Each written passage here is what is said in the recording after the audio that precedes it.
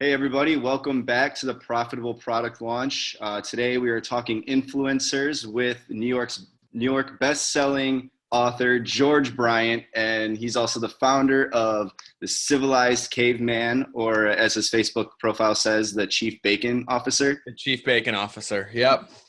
Thanks for being here, George. Thanks for having me, man. I'm super, super stoked. So I love everything that Ryan does and touches. So this is perfect. Awesome, awesome.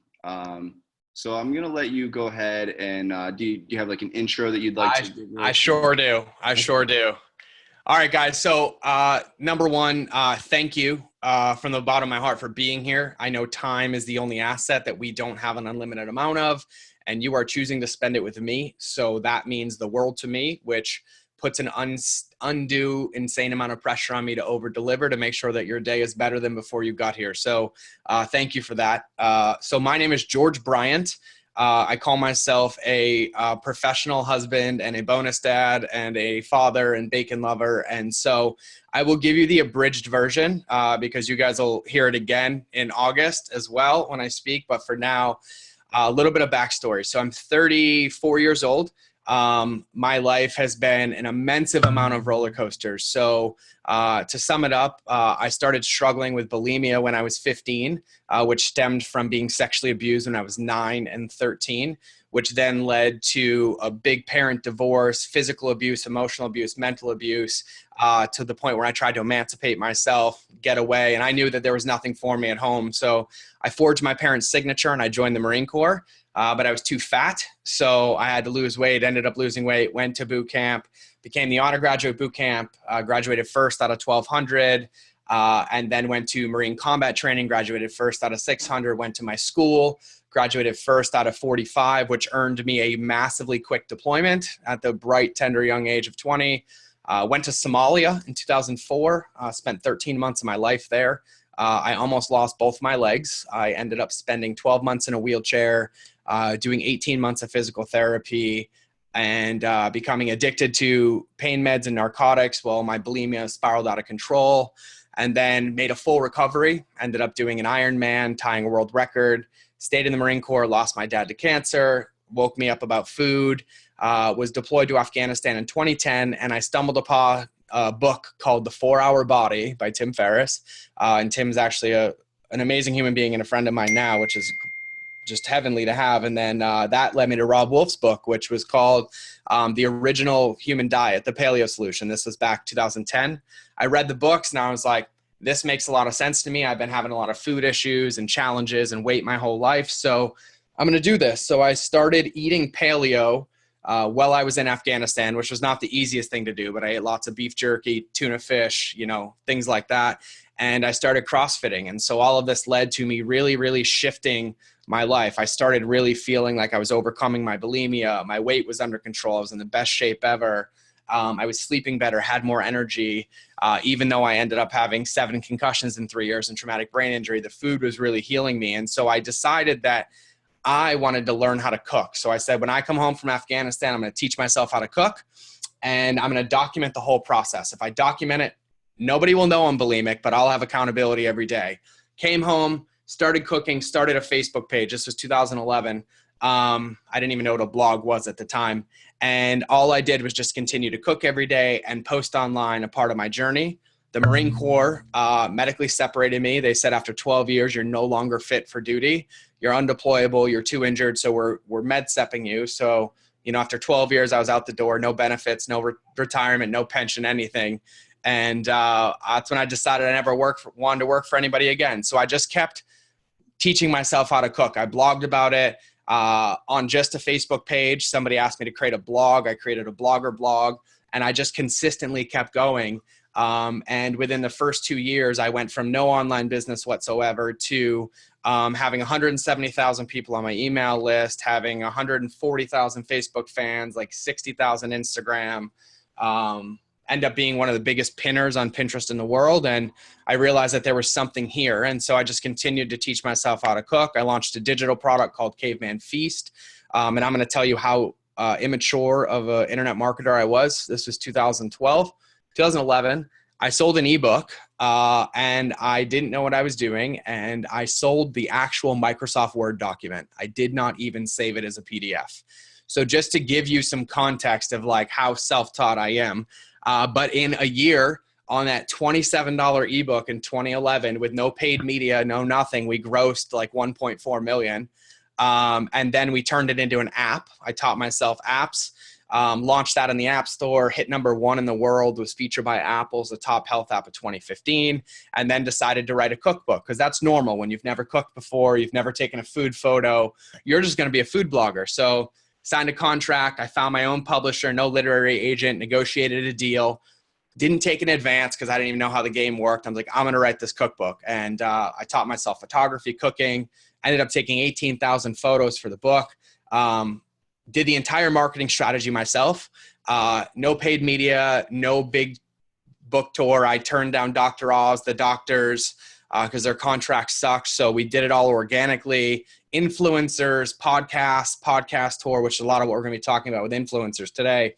And I launched the book. I debuted at number 12. And normally what happens is you just kind of fall off. But then as I continued in my marketing strategy, when I went from number 12 to 10, 10 to 9, 9 to 7, 7 to 5, and 5 to 4. And so I actually didn't hit number 4 in the New York Times till like my 6th or 7th week. And then I stayed on for 22 weeks and continued that. So I kept running Civilized Caveman, which is the name of my blog. And about 2 years ago, I was in a mastermind, Tucker Max, Aubrey Marcus, Michael Fishman, Jim Quick. And I felt so out of place in that room because everybody's there. They're doing their business. They're doing everything. They're like, why aren't you doing this with the cooking side? And why aren't you doing this? And I like in front of all of them, like, I hate cooking. Like, I hate it. I don't like doing dishes. I don't like the process of cooking. I liked using cooking to help me heal my body and like my mindset and change my life. And once I was there, I wasn't attracted to it anymore. And they're like, well, what do you love doing? And I said, speaking. And they're like, cool. What can you speak on? I'm like, marketing. And they're like, great. Teach us how you built the Facebook page to 250,000 people with no paid media. And you did this and this and this. And so I started doing that and I became a digital marketing consultant and strategist. And so that was 2 years ago. And since then, I've now done digital marketing strategy for Adidas, Reebok, Titleist, TaylorMade, Onnit, Men's Health, Women's Health, Cycling, Vital Protein, Enso Rings, Autos Cassava Flour, NutriBullet, Blendtec, KitchenAid, and the list kind of goes on. So I negotiated all the relationships for me as an influencer when they used to pay me $500 to post a recipe for them. And now I charge them 25 grand for a day of my time in marketing strategy. So the influencer piece worked really well on both sides of that for me. And so that's what I do full time now. I have an amazing team that runs Civilized Caveman. My wife is the CEO, and then my brother and community manager live with us. They crush that. And I spend all my time speaking, teaching what I coined as transformational marketing, which help companies and businesses ethically scale while having a massive impact.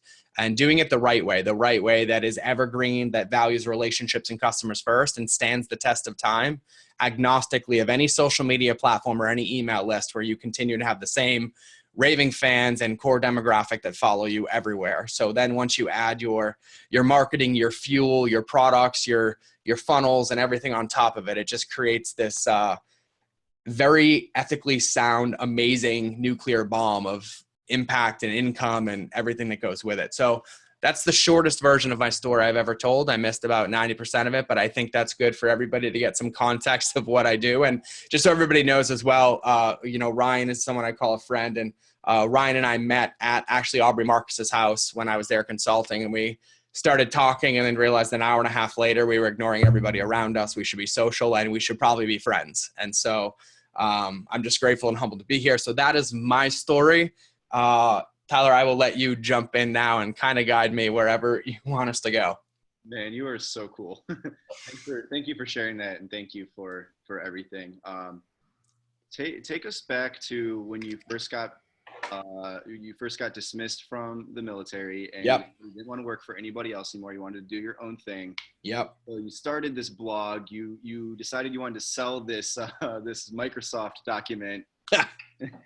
So rookie. And for the first time, I'm assuming for the first time in your life, you wrote a marketing strategy. I did for the first time in my life write a marketing strategy in 2010. And I didn't know what it was, really what it was. I have this problem. I don't know if any of you are like me, but I have about 17 pads of sticky notes and 3 notepads by me. And in the course of a day, I'll have notes on every single one of them, right? So that's what a lot of my marketing strategy looked like. And so, yeah, it was 2011.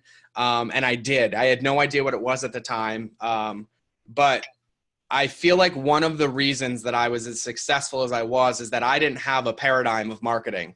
I had no training. I had no context. I didn't even know what a blog was. Like, Blogger was like new to me. I had no clue what any of this was. And so I didn't have a set of lenses to look at: digital marketing, lead acquisition, paid media, conversions, funnels, like all this stuff. All I knew is that I had a product that helped me, and I knew that it could help a crap ton of other people. And the only way I knew how to reach those people was to use my story, share my stories, and enroll them in being committed to their own growth and story and to buy the product. So when I say like it was simple, I mean, at this point we were actually still on Blogger. Like, my URL was like blogger.civilizedcaveman.com. And we did it through ClickBank because it's the only thing I knew. Somebody had told me about it. I uploaded a product. They said I could sell it. My sales page was a blog post that literally was nothing more than a feature benefits list. No customer journey, no story, nothing.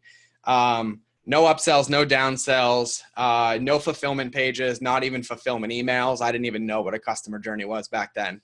And so all I did was focus heavy on quality relationship building with leads. And so I was an open book on my social, on my blog, on my emails. I would email every day. I would post on my blog almost every day. And on social, I was just constantly connected and sharing as an influencer my story. And I've always found the most success in anything I do, even as a marketing consultant, that I create the biggest breakthroughs for people or have the best results when I always lead with me, lead with my story, my experience. And that's kind of where I found a lot of my success. And I want to open this loop and we'll cover it later. But the reason that I share that is because what I figured out over the last 10-ish so years of doing this is that there's only 3 things that you need, whether you're in person or whether you're digitally, to get somebody to take an action no matter what. That's buy a product, enroll in a program, give you their email address, admit to something or do something. And hopefully this doesn't write backwards. I'm going to find out like right now.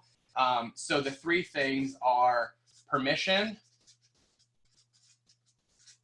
Number 2 is safety. And number 3 is accountability. So I just want everybody to write that down and remember those. And it's backwards, isn't it? Oh, no, it's the right way? Yeah, it looks good. Okay, it looks backwards on my camera, so that was a little confusing for me.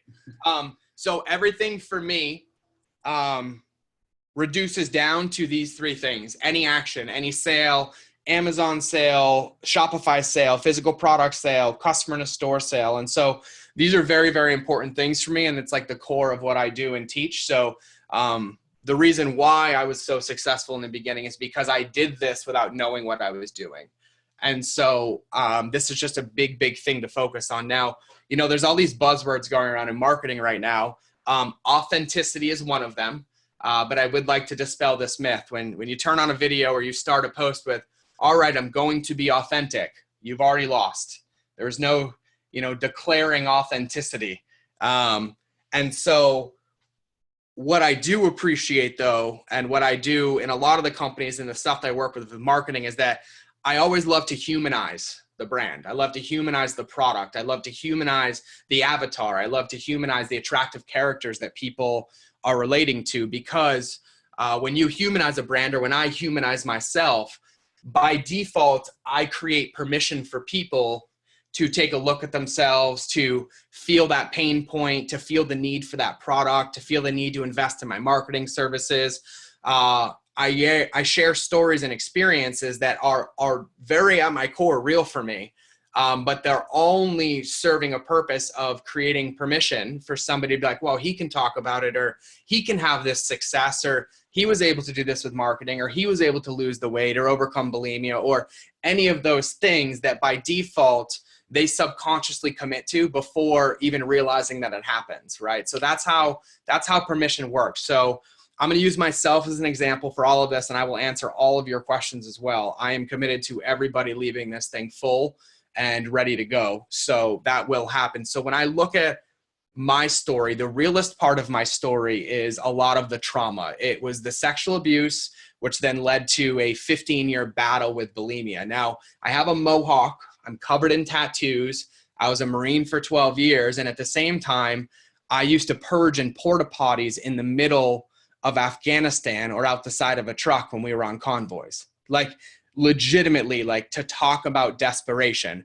Imagine it's December of 2014. I'm in Somalia driving through Mogadishu. It's 122 degrees outside. I have a 100-pound combat load on. I've only slept 2 to 3 hours a night for the last 8 nights. I haven't showered in 14 days.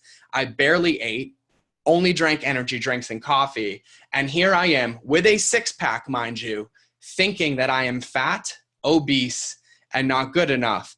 And so in the hardest situations of my life, where there's Marines dropping left and right and people dying in combat, my priority is punishing myself and purging and throwing up anything that I do or have. So when I share that story, most of the time what happens is people like, oh, I can talk about anything, or like, I'm totally normal to share this, or I have the permission to take a look at this kind of thing, right? And so I use this story, I use that story when I give marketing talks. I use that story when I talk about food and behaviors and scaling and selling digital products or cookbooks or recipes or anything along those lines. And so I use what I call unapologetic authenticity to create permission for people, or more specifically, my customer avatar, to step into my ecosystem and to stay.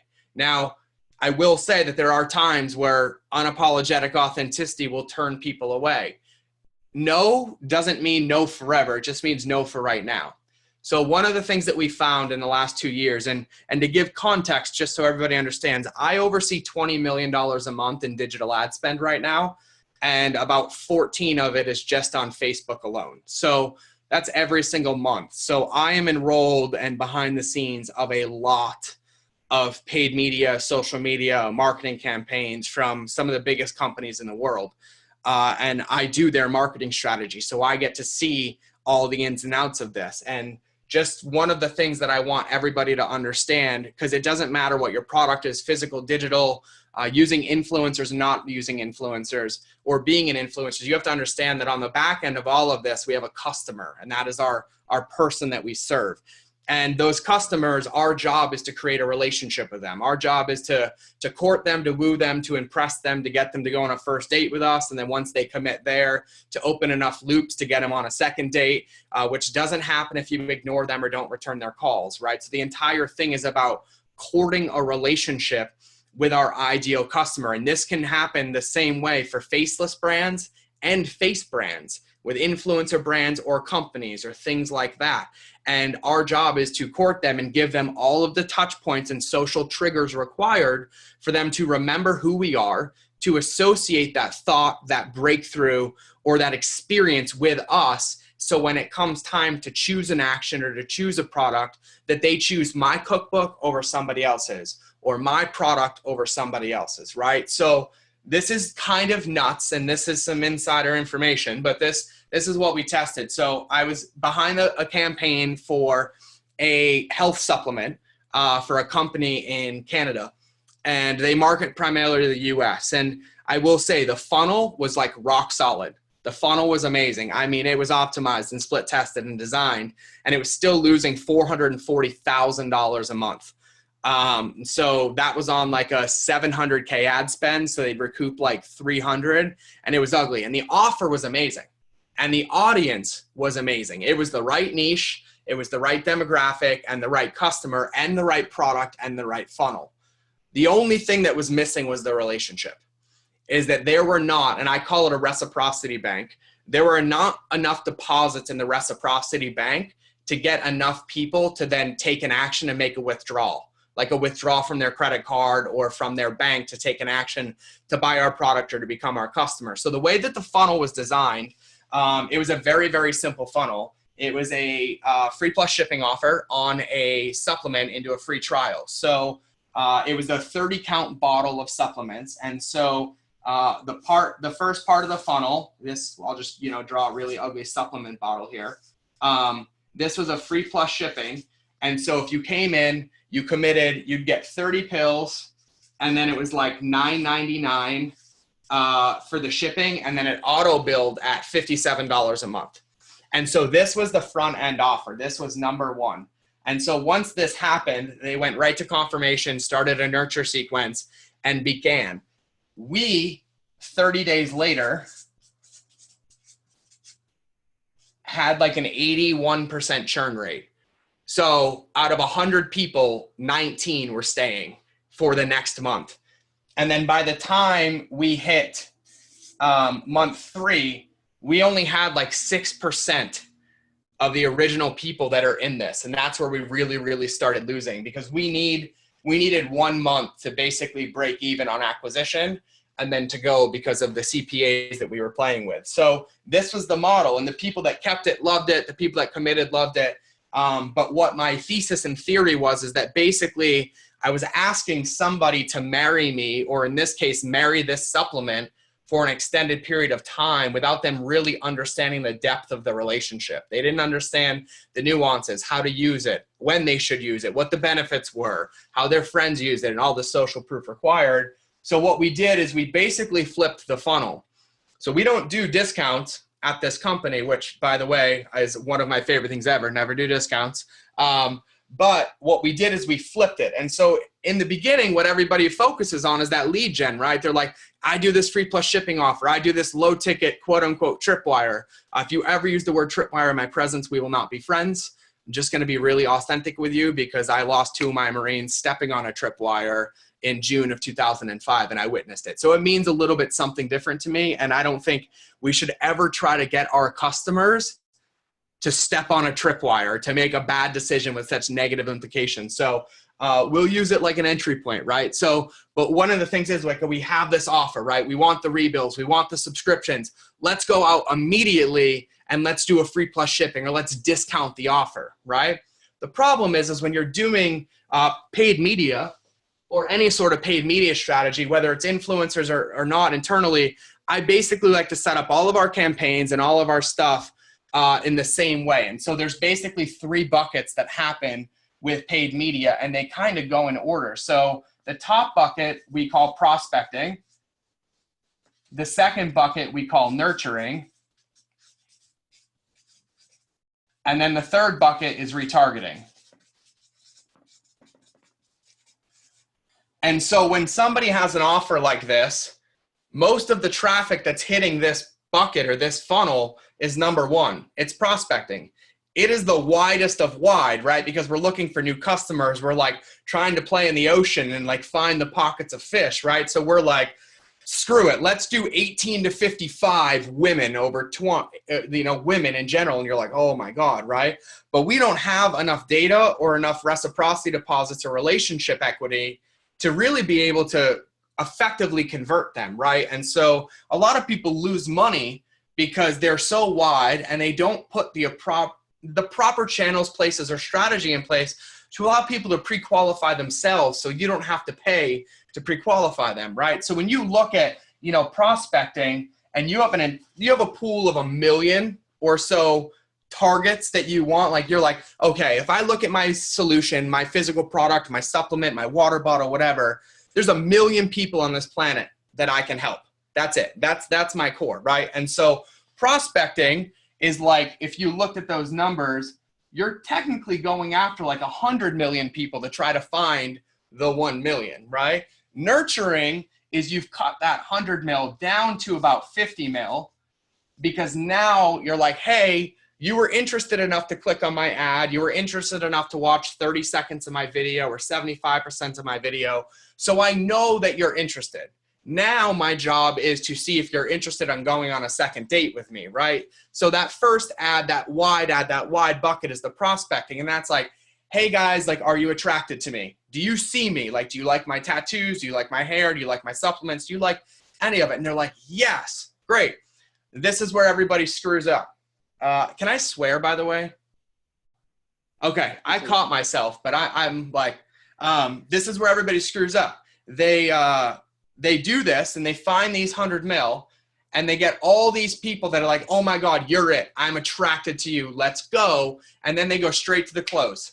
They go straight to like, let's go home. Let's get married. Like, let's make the biggest mistake we'll ever make. And we coyote ugly in the morning and chew our arms off to get out the door, right? Doesn't work to create a long-term, good standing relationship, right? And one of the most underutilized aspects of marketing is word of mouth marketing, right? Something along the lines of like 79% of people's purchasing decisions are still based on their friends or their colleagues or their influencers, basically relationships and touch points with them. And so it's one of those things that it's hard to measure, but it's easy to measure at the same time, right? So when we look at this, we prospect those 100 million. Once we get them to be like, hey, we're interested, we love you, we're interested, you don't close them. Now you move into, you got to do work. You got to figure out if you want to go to dinner with them first, and then if you want them to go to dinner with you, right? Because when you get a customer, what you're basically saying is, I trust you enough to be married to me for the rest of my life because you gave me your credit card. Now, a lot of us don't like to think like that, but that's what happens, because when you don't think like that, what happens? Chargebacks, refunds, nasty reviews, nasty comments. And really what I think those are is, I don't think anybody has marketing problems. I think they all have relationship problems, right? Because those sorts of things that happen should have never gotten to that point, because they either would have segmented themselves out in the beginning, or the appropriate tools, channels, and avenues were in place so that that couldn't happen. Now, obviously there's anomalies. Some people are just assholes. I get it. It's the internet, right?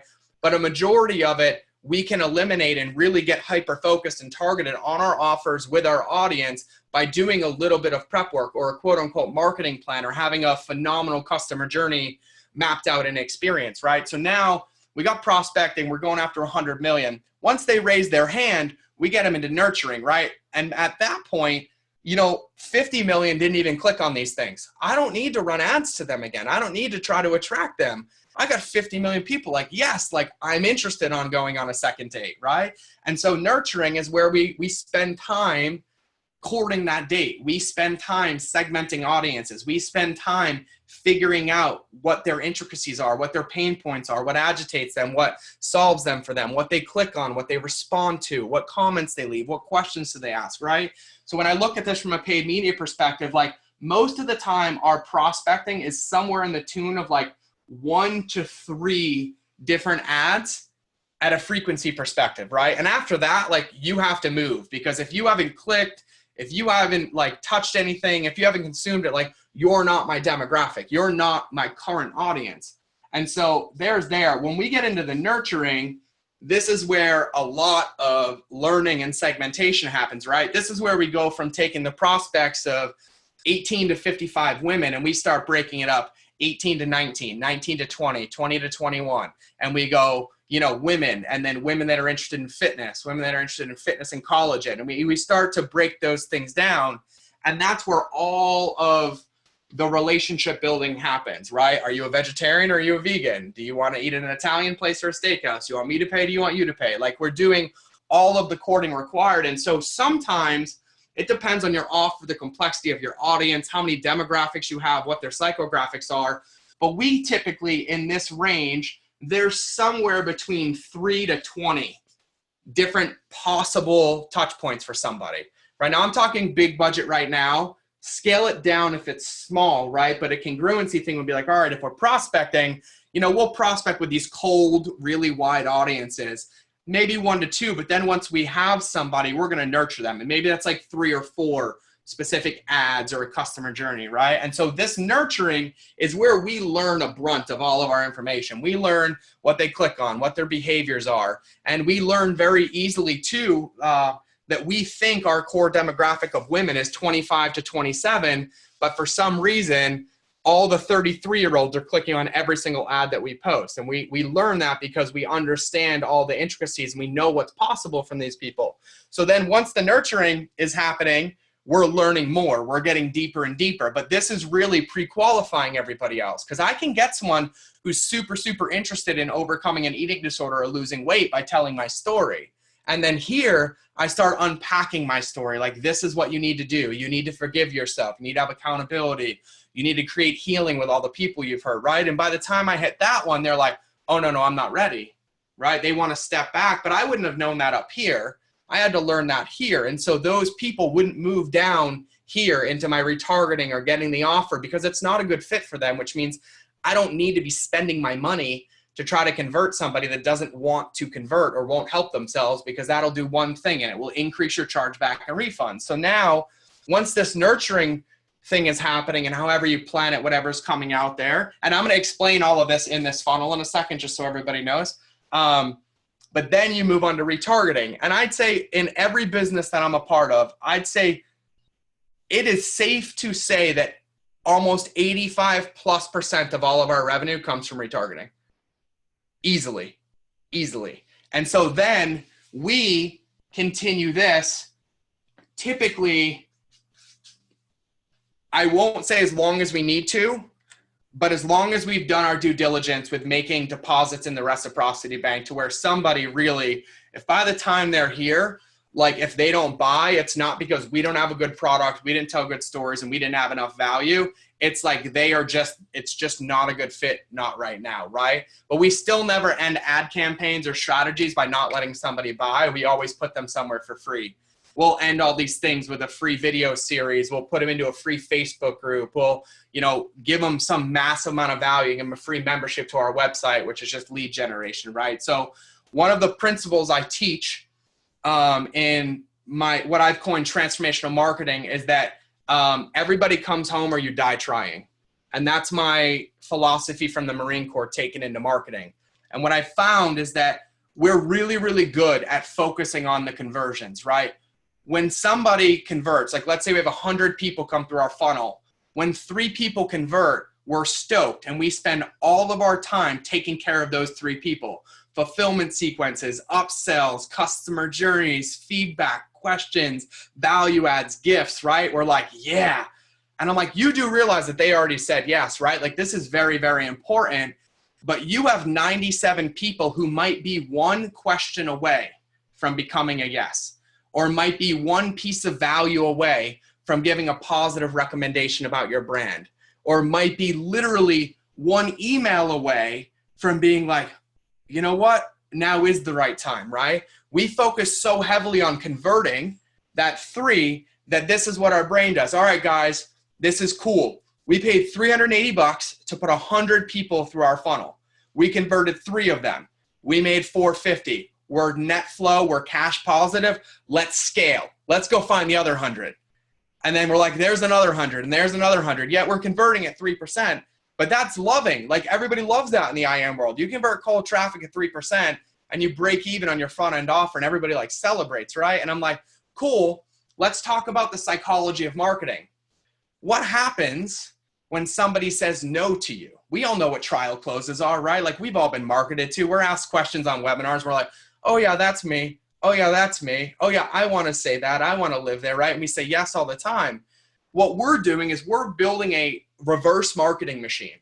So we're focusing so heavy on closing those 3 and not closing the 97 that the 3 are great. But if I put 100 people in a room and I stood on the stage as one of you and Tyler just stood on the stage and he's like, hey guys, George is in here, but I want to know, should I buy his product? You're going to get 2 yeses out of the 3 because one of them's going to be afraid to be a loner. And then you're going to get 97 no's. And that's because their last experience with the brand or with the product or with the marketing was one that left them feeling like they were only included or something would happen if they gave you their credit card versus like it's just not a good fit right now, but we still add value to your life, which takes me to transformational principle number 2, which is that everybody in your ecosystem has to feel valued whether they give you their credit card or not. And that's the amazing thing about value. It's just perception. Perception can be a bonus on what they pay, or a digital product that's created just for cart abandonments that nobody else sees, which I've done massively, and it works massively successful, like 20% recovery rates in cart abandonment sequences when we don't ask them to buy again. So we'll get into that, right? So then we nurture, we dwindle this down, and then this retargeting is where I said that 1 mil is. That's where that core demographic is, where it's like, hey, I got you. I know you want to drink more water. I know my water bottle can help you because it yells at you through your phone when it's been 30 minutes without a sip. And like, you really get them in there, and that's where they become customers. So rather than spending like 11 to all the way upwards of $120 is the highest I've seen in customer acquisition cost of like a prospecting, we get down here, we spend maybe $3 in between. And then down here, we're in like the $3, $4, $5, $6 range, because we're not fighting, we're not competing, we're not trying to get 1 million people. We're getting, or 100 million people, we're getting the million that we want, and then we're scaling that effectively, which increases our conversions, it increases our ROAS, it increases all of those things, so then we can keep optimizing our funnel. So when we do paid media, every paid media, Facebook ecosystems in general, Facebook, Instagram stories, Facebook Live, sponsored content, all that stuff, we look at it like this. And I kind of always put the bucket here, where prospecting is like, hey, you're speed dating, let's see who's interested. Like, do you even want to look at me? Do you want to sit at the table with me? And then nurturing is like, okay, let's have a meal. Let's ask questions. Let's get into it. And then retargeting is like second date, third date, fourth date, fifth date. I'm going to propose to you. Let's go get married, right? And so I tell everybody, if you can have a successful friendship or you have a successful marriage, then you are a successful marketer. You just have to apply the same principles because you're doing it at scale digitally. So this funnel, what this funnel was doing on this $9.99 offer is we literally had this entire prospecting campaign going right here. That was it. It was front end offer, front end offer, front end offer. And it hurt really, really, really bad. And so now it's been a year since we did this. We tested it for 6 months, and there's a number I want you all to write down. The number is 26. 26 is the number. And here's why, and this is going to be shocking, but we found that our conversions were the best. We made the most money and had the best ROAS when customers had 26 touch points to convert to a customer. 26 touch points. Now, there's a reason for that, and there's a lot of reasons for that particularly, but there's one in general that I've been referencing. And that one in general is, I think, the word of the year for 2018 and going into 2019 is going to be discernment, right? Because people aren't new to this internet game. They're not new to Facebook. They're not new to social media, and they're sure as hell not new to banner ads, paid media, and retargeting, right? What they are akin to is the quality of offers, relationships, and who's making them and how they're being made. They're used to being sold the same thing over and over, or followed with multiple ads of the same product, or knowing and trained that when they go to lululemon.com and they add something to their cart and my wife leaves, that she knows she's not going to buy because in 3 days she's going to get an ad that says, hey, you forgot something, here's 20% off, right? Not a good way to do business, right? So this is really, really important, because the only way to stand out in a world full of discernment and all these internet marketers and all this craziness that happens is to just focus on one thing. And that one thing is to add value. And there's lots of ways to do that. That's content, it's digital products, it's videos, it's audios. Sometimes it's just in the delivery of what you give people, like a handwritten note into a box, or a handwritten note into this free plus shipping thing where like you refund their shipping and this, and it was a giveaway. Like, it's all these things about filling that reciprocity to the bank. Think like giving flowers to your wife, rubbing her feet before she goes to bed, or when she's out of town, detailing her car and buying her a new horse. I've done that. It works. I'm still married. Like, yes, right? I'm working on all the other parts, but I got that part handled. And so the key is that that's the only way that we're going to really stand up, because this is what's true. People don't buy from brands, they buy from people, right? People don't buy Lululemon because of the company. They buy it because of all the yoga instructors and athletes and fitness enthusiasts that wear and talk about Lululemon, right? They just do it at scale with multiple attractive characters that are free. They built in this major marketing machine, but all of our purchasing decisions come based on emotion. Everything we do is based on emotion. So we have lots of emotions involved in a purchasing decision. We have like, hey, do I feel safe, or do I think I could wear that? Oh yeah, that woman that looks exactly like me, she's wearing that. I can totally get away with that. I can wear white after Labor Day and nobody will judge me, right? Because she's doing it.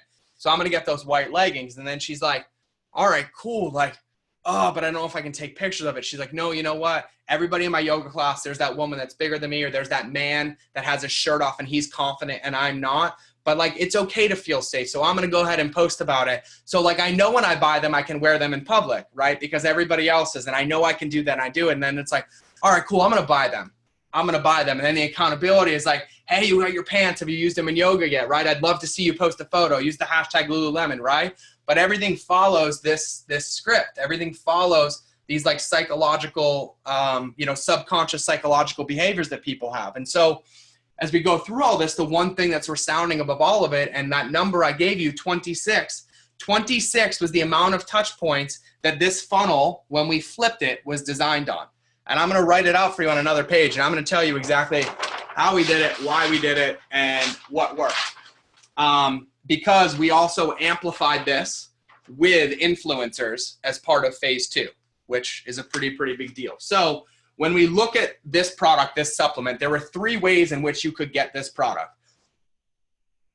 Yeah, full price, a 20% discount, or a free trial. And that free trial was free plus shipping, $9.99, right? So we had 3 options. So you had full price, and then you had 20%, and then you had free plus shipping, okay? So in the beginning, it went, which is kind of nuts, and it still worked a little bit, but it went in this order. You were offered the free plus shipping, and then if you didn't take that, you were retargeted with a 20% off coupon, because people don't like to commit to ongoing things. So this was like that one-off, boom, boom, boom, boom. And then you were targeted with a full price offer, which, just to shock everybody, people took this. And it's kind of nuts. After they saw a free trial, after they saw the 20%, they took the full price offer because they only wanted a one-time thing. They didn't want to commit, nor did they want to give us their email address. And that's the only way to do it. Because like, you had to give us your email to get a coupon, and this was a rebuild, right? But it didn't work. It was a big loss. It was a very painful loss, and probably my scariest marketing job ever, because I had a lot of pressure on me to perform on that one. And I just do strategy. So it was scary, but we did it. And so what we did is we flipped the offer. Okay. So this product was a supplement that helps with a couple things. It helps with mood. It helps with energy. It helps with sleep. Right. So there's a lot of benefits there. So when I look at that, I had some pillars that were there that were like the common denominators of this product or of this funnel, ways that I could add value. So sleep was one of them. Energy was one of them. Mood was one of them. And weight loss was actually one of them. Because we used the angle that if you don't sleep good, or you're not in the right mindset, that your cortisol is elevated, you have reverse cortisol production, you're in a sympathetic state, so you can't lose weight. So I went there, and we got really creative on how to go there, right? So as I look at this, and I look back up here on the previous slide, we had prospecting, we had nurturing, and then we had retargeting, right? So what we did is offer number 1 was not an offer. We used these pieces of pillar content. So what we did is we made a page per pillar content. We had a page just about sleep, benefits of sleep, quality of sleep, and how this supplement helps with sleep. We had one for energy, we had one for mood, and we had one for weight loss. And so when we started running paid media, and we started running traffic, we sent them all to a page that was one of these things. And so we had obviously 4 separate campaigns running, but I'll use weight loss. So as soon as this launched, we launched this prospecting to a wide net of people, 18 to 60, male, female. Here we go. Let's talk about weight loss. And we pulled some ads. We wrote some really good copy, and it all was congruent to what was on the page. So everybody got to see one of these ads. So touch point 1 was these ads running about these different things. So weight loss. This was the weight loss page. And so all of these were the same. We knew that nobody would get mad at us if we showed them an ad for the same weight loss article 3 times. They wouldn't get mad at us. We were just giving them value. We didn't require them to do anything. We didn't require them to opt in. They got to learn. So we did that. And so what happens on this page is obviously we pixel them. So now we know when somebody was in our prospecting campaign and they hit the weight loss page that they're going in the weight loss bucket, so we can move them into the nurture, right? What also happened on this page is that we made a guide, an associative PDF to go with this supplement. And it talked about all of these pillars, not just sleep.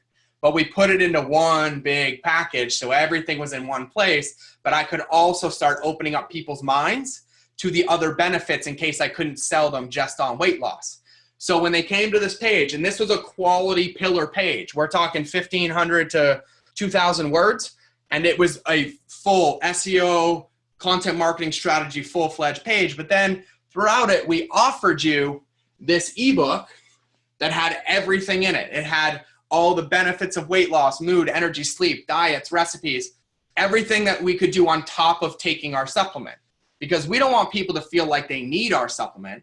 We want people to want our supplement and continue to want it. Not that it fixes something that's broken, but it amplifies or adds accelerant to their goals and their journey, their weight loss, whatever it was. So they hit this page, they were pixeled, we could move them. We had an opt-in here, so they could give us their email and get that guide. And then that opt-in, this is exactly what happened. They came to this page, they were pixeled, so it moved their funnel. When they opted in, we added them to our email list and to ManyChat. And then we started our sequences, multiple touch points, so like multiple modalities of a lot of the same value and content, but meeting them where they were. So when we would do, part 2 of this weight loss thing, we talked about the importance of supplementation and how our soil lacks appropriate nutrients and a lot of our food is missing all this stuff. And so we delivered it via email. It was also in the ebook. And then we had an ad running to it, and they got a Facebook message for it. And all of it was just more value, right? So it's deposit, deposit, deposit. So they hit this weight loss page. That's where we got them in, and then we keep them. So this is helping us segment down the prospecting campaign, right? It's helping us get through that 100 million to 50 million, right? Because the 50 million that didn't click, or they came and they left the page in a moment, or they only watched 1 second of the 90-second video, we're like, nope, that's not our audience. They have 2 more chances. And if they don't come, then that gets filtered out. And now we get into the nurturing. So the nurturing came, and this was touch points like 2 through 4.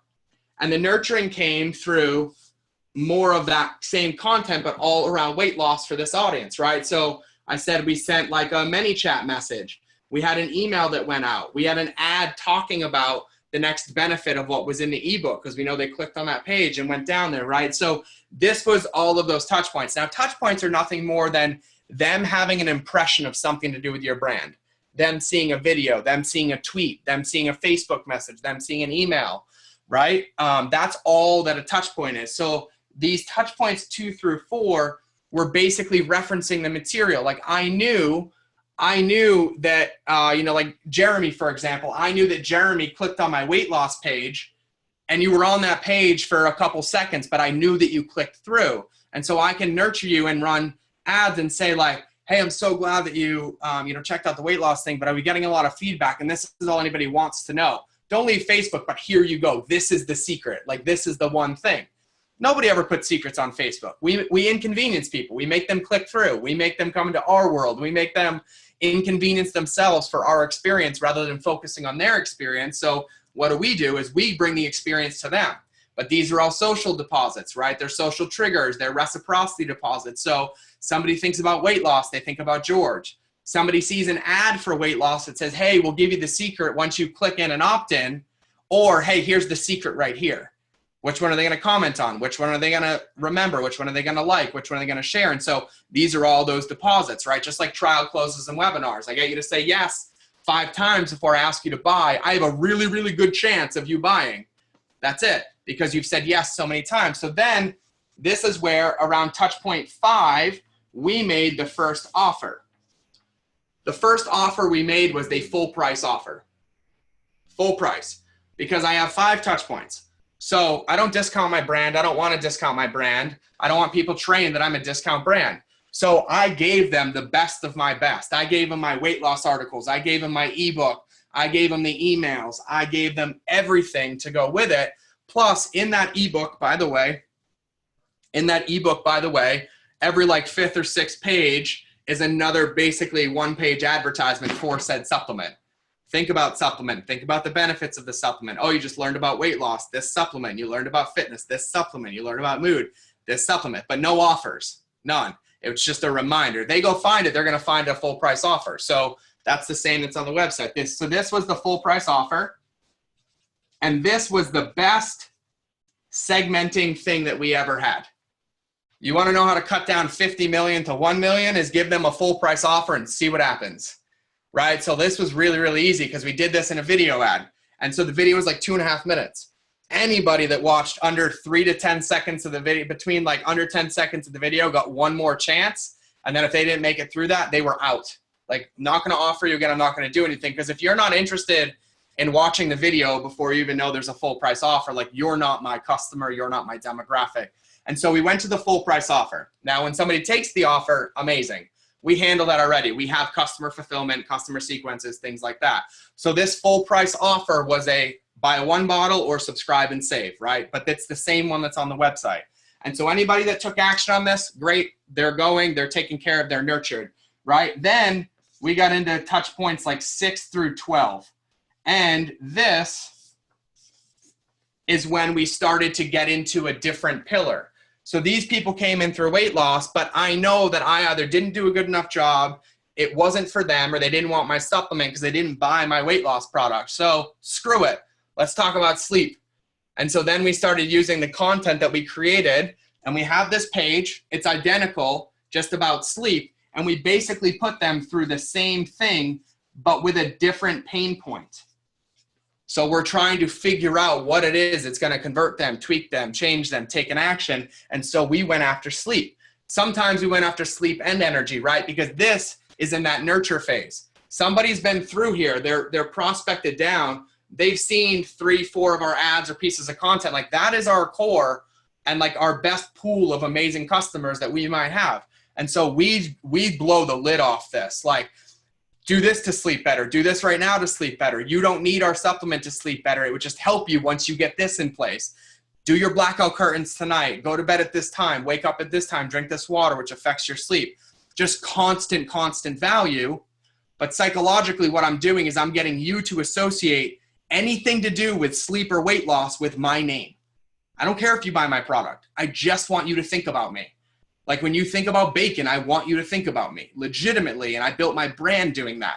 And so then these touch points are 6 through 12. Here we go. Here we go. This is where I get into using things like this, the 20%er. These people are very interested. If they've been in 10 days and they're watching my videos and reading about sleep and reading about mood and energy. And so I make them a one-time offer, like a legitimate one-time offer of like, hey, I know you're interested and I know this can help you. And I understand that people have commitment issues and I don't want you to commit. The only time we really can do a discount is if you get a subscription. But because you've watched this, because we know this, we're not sending this to everybody. Because you've watched this and done this, I want to give you this opportunity. So like anywhere in here, I'll call it 13 for now, we give them a 20% off offer. And it's only good for 24 hours or 36 hours, whatever. There's one code. And that way you know what that code is. Because the only people that can see this are ones that we've set up through retargeting or through our email sequencing or segmenting that have been through here and haven't bought yet, right? So I'm not hurting my business. I'm not hurting my bottom line. I'm doing my due diligence to get a customer in and then nurturing that. And I don't care if they share it with their friends because that doesn't hurt me at all, to be really, really frank, because then they come to our nurture sequence anyway. So then right here, if they take action on 13, we're good. They're in, they're a customer, they bought a one-time bottle. So now our only job on the back end is to get them into a subscription or to get them to buy other supplements. So we do that via email and through this on a nurturing side. And then they're coming out of their paid funnel, like they're out, right? But then this is where all the magic happens, because this is where most of the money actually comes from, is then 14 through, let's call it 25, was an all-out nurture, retarget value, right? So we've already talked about sleep, we've talked about weight loss, we've talked about mood and energy, and you haven't bought here yet. So we kind of pull all the stops out. We're like, hey, we know you checked out the sleep article. This is what you're missing. Have you slept better yet? Because it's been 8 days. And I know you haven't slept better. You're probably on your phone in bed right now, not sleeping, right? And like, we kind of go there and we use these for the last ditch effort offer, which then is the free plus shipping offer. And so that becomes the last resort of like, okay, they're either not in or they have commitment issues or they're really not sure. So we want to make it really clear. So we made it really clear. You get a free plus shipping, you commit, but you can cancel anytime. you can get your bottle and cancel tomorrow. You can get your bottle and cancel in 2 weeks. Like, we made it abundantly clear. And the only people that saw this offer are ones that have come through, didn't buy full price, didn't take the discount, but they have been targeted and segmented down. And then we make the offer. So we nurture here, and then we retarget here, and then we make the offer. And so then the offer comes. So most people thought I was nuts. I thought I was nuts until it went from losing $440K a month to making 1.1 the first month it was in, to then now it's effectively scaled. And this funnel still to this day generates like 3 million a month in revenue at an average like 6x ROAS. And so this flipped it backwards, but our segmentation and sequencing and offers and value ladder is so clear that we only win because we technically win here. The way that we do this, we need to maintain a 2.2 ROAS on the front end to be basically break even. And so, but as this goes, these acquisition costs gets cheaper and we end up getting more customers that we normally wouldn't have had. And so that's where everything kind of gets blown out. So now we go really aggressive here and lose money on this front end because we know we make it back over here and we know those numbers. So this is how I flipped that one particularly on its head. So rather than here's your free plus shipping, here's your prospecting as wide as possible, we make so many value deposits and stack throughout that when they get here, these decisions become a no-brainer. And then the most important thing is the part that everybody misses. Nobody is bad and wrong if they don't take these offers. Nobody. They are just as amazing for not paying us as they are for paying us. And this is where everybody loses. Because if somebody comes off here, what happens? We know we probably have their email, right? Because they signed up for an ebook or something in here. We know that they came through this and they didn't buy. But what happens in our ecosystem? We don't suppress them. We don't tag them, suppression, give them a break. They get dumped right into the pool, and what do? They get another supplement offer tomorrow. They get an affiliate email. They get asked again to buy something. They get pushed into all this aggressive stuff, which, listen, it worked 8 years ago, 5 years ago, 4 years ago. It won't work anymore. And it's not an effective way to scale because nobody will talk about how good that experience is. So when somebody does get through here, the parts that we added on the back end is we suppress them from like email sales, right? So just as important it is to have a customer journey for fulfillment, it's very important to have a customer journey for non-purchasers as well.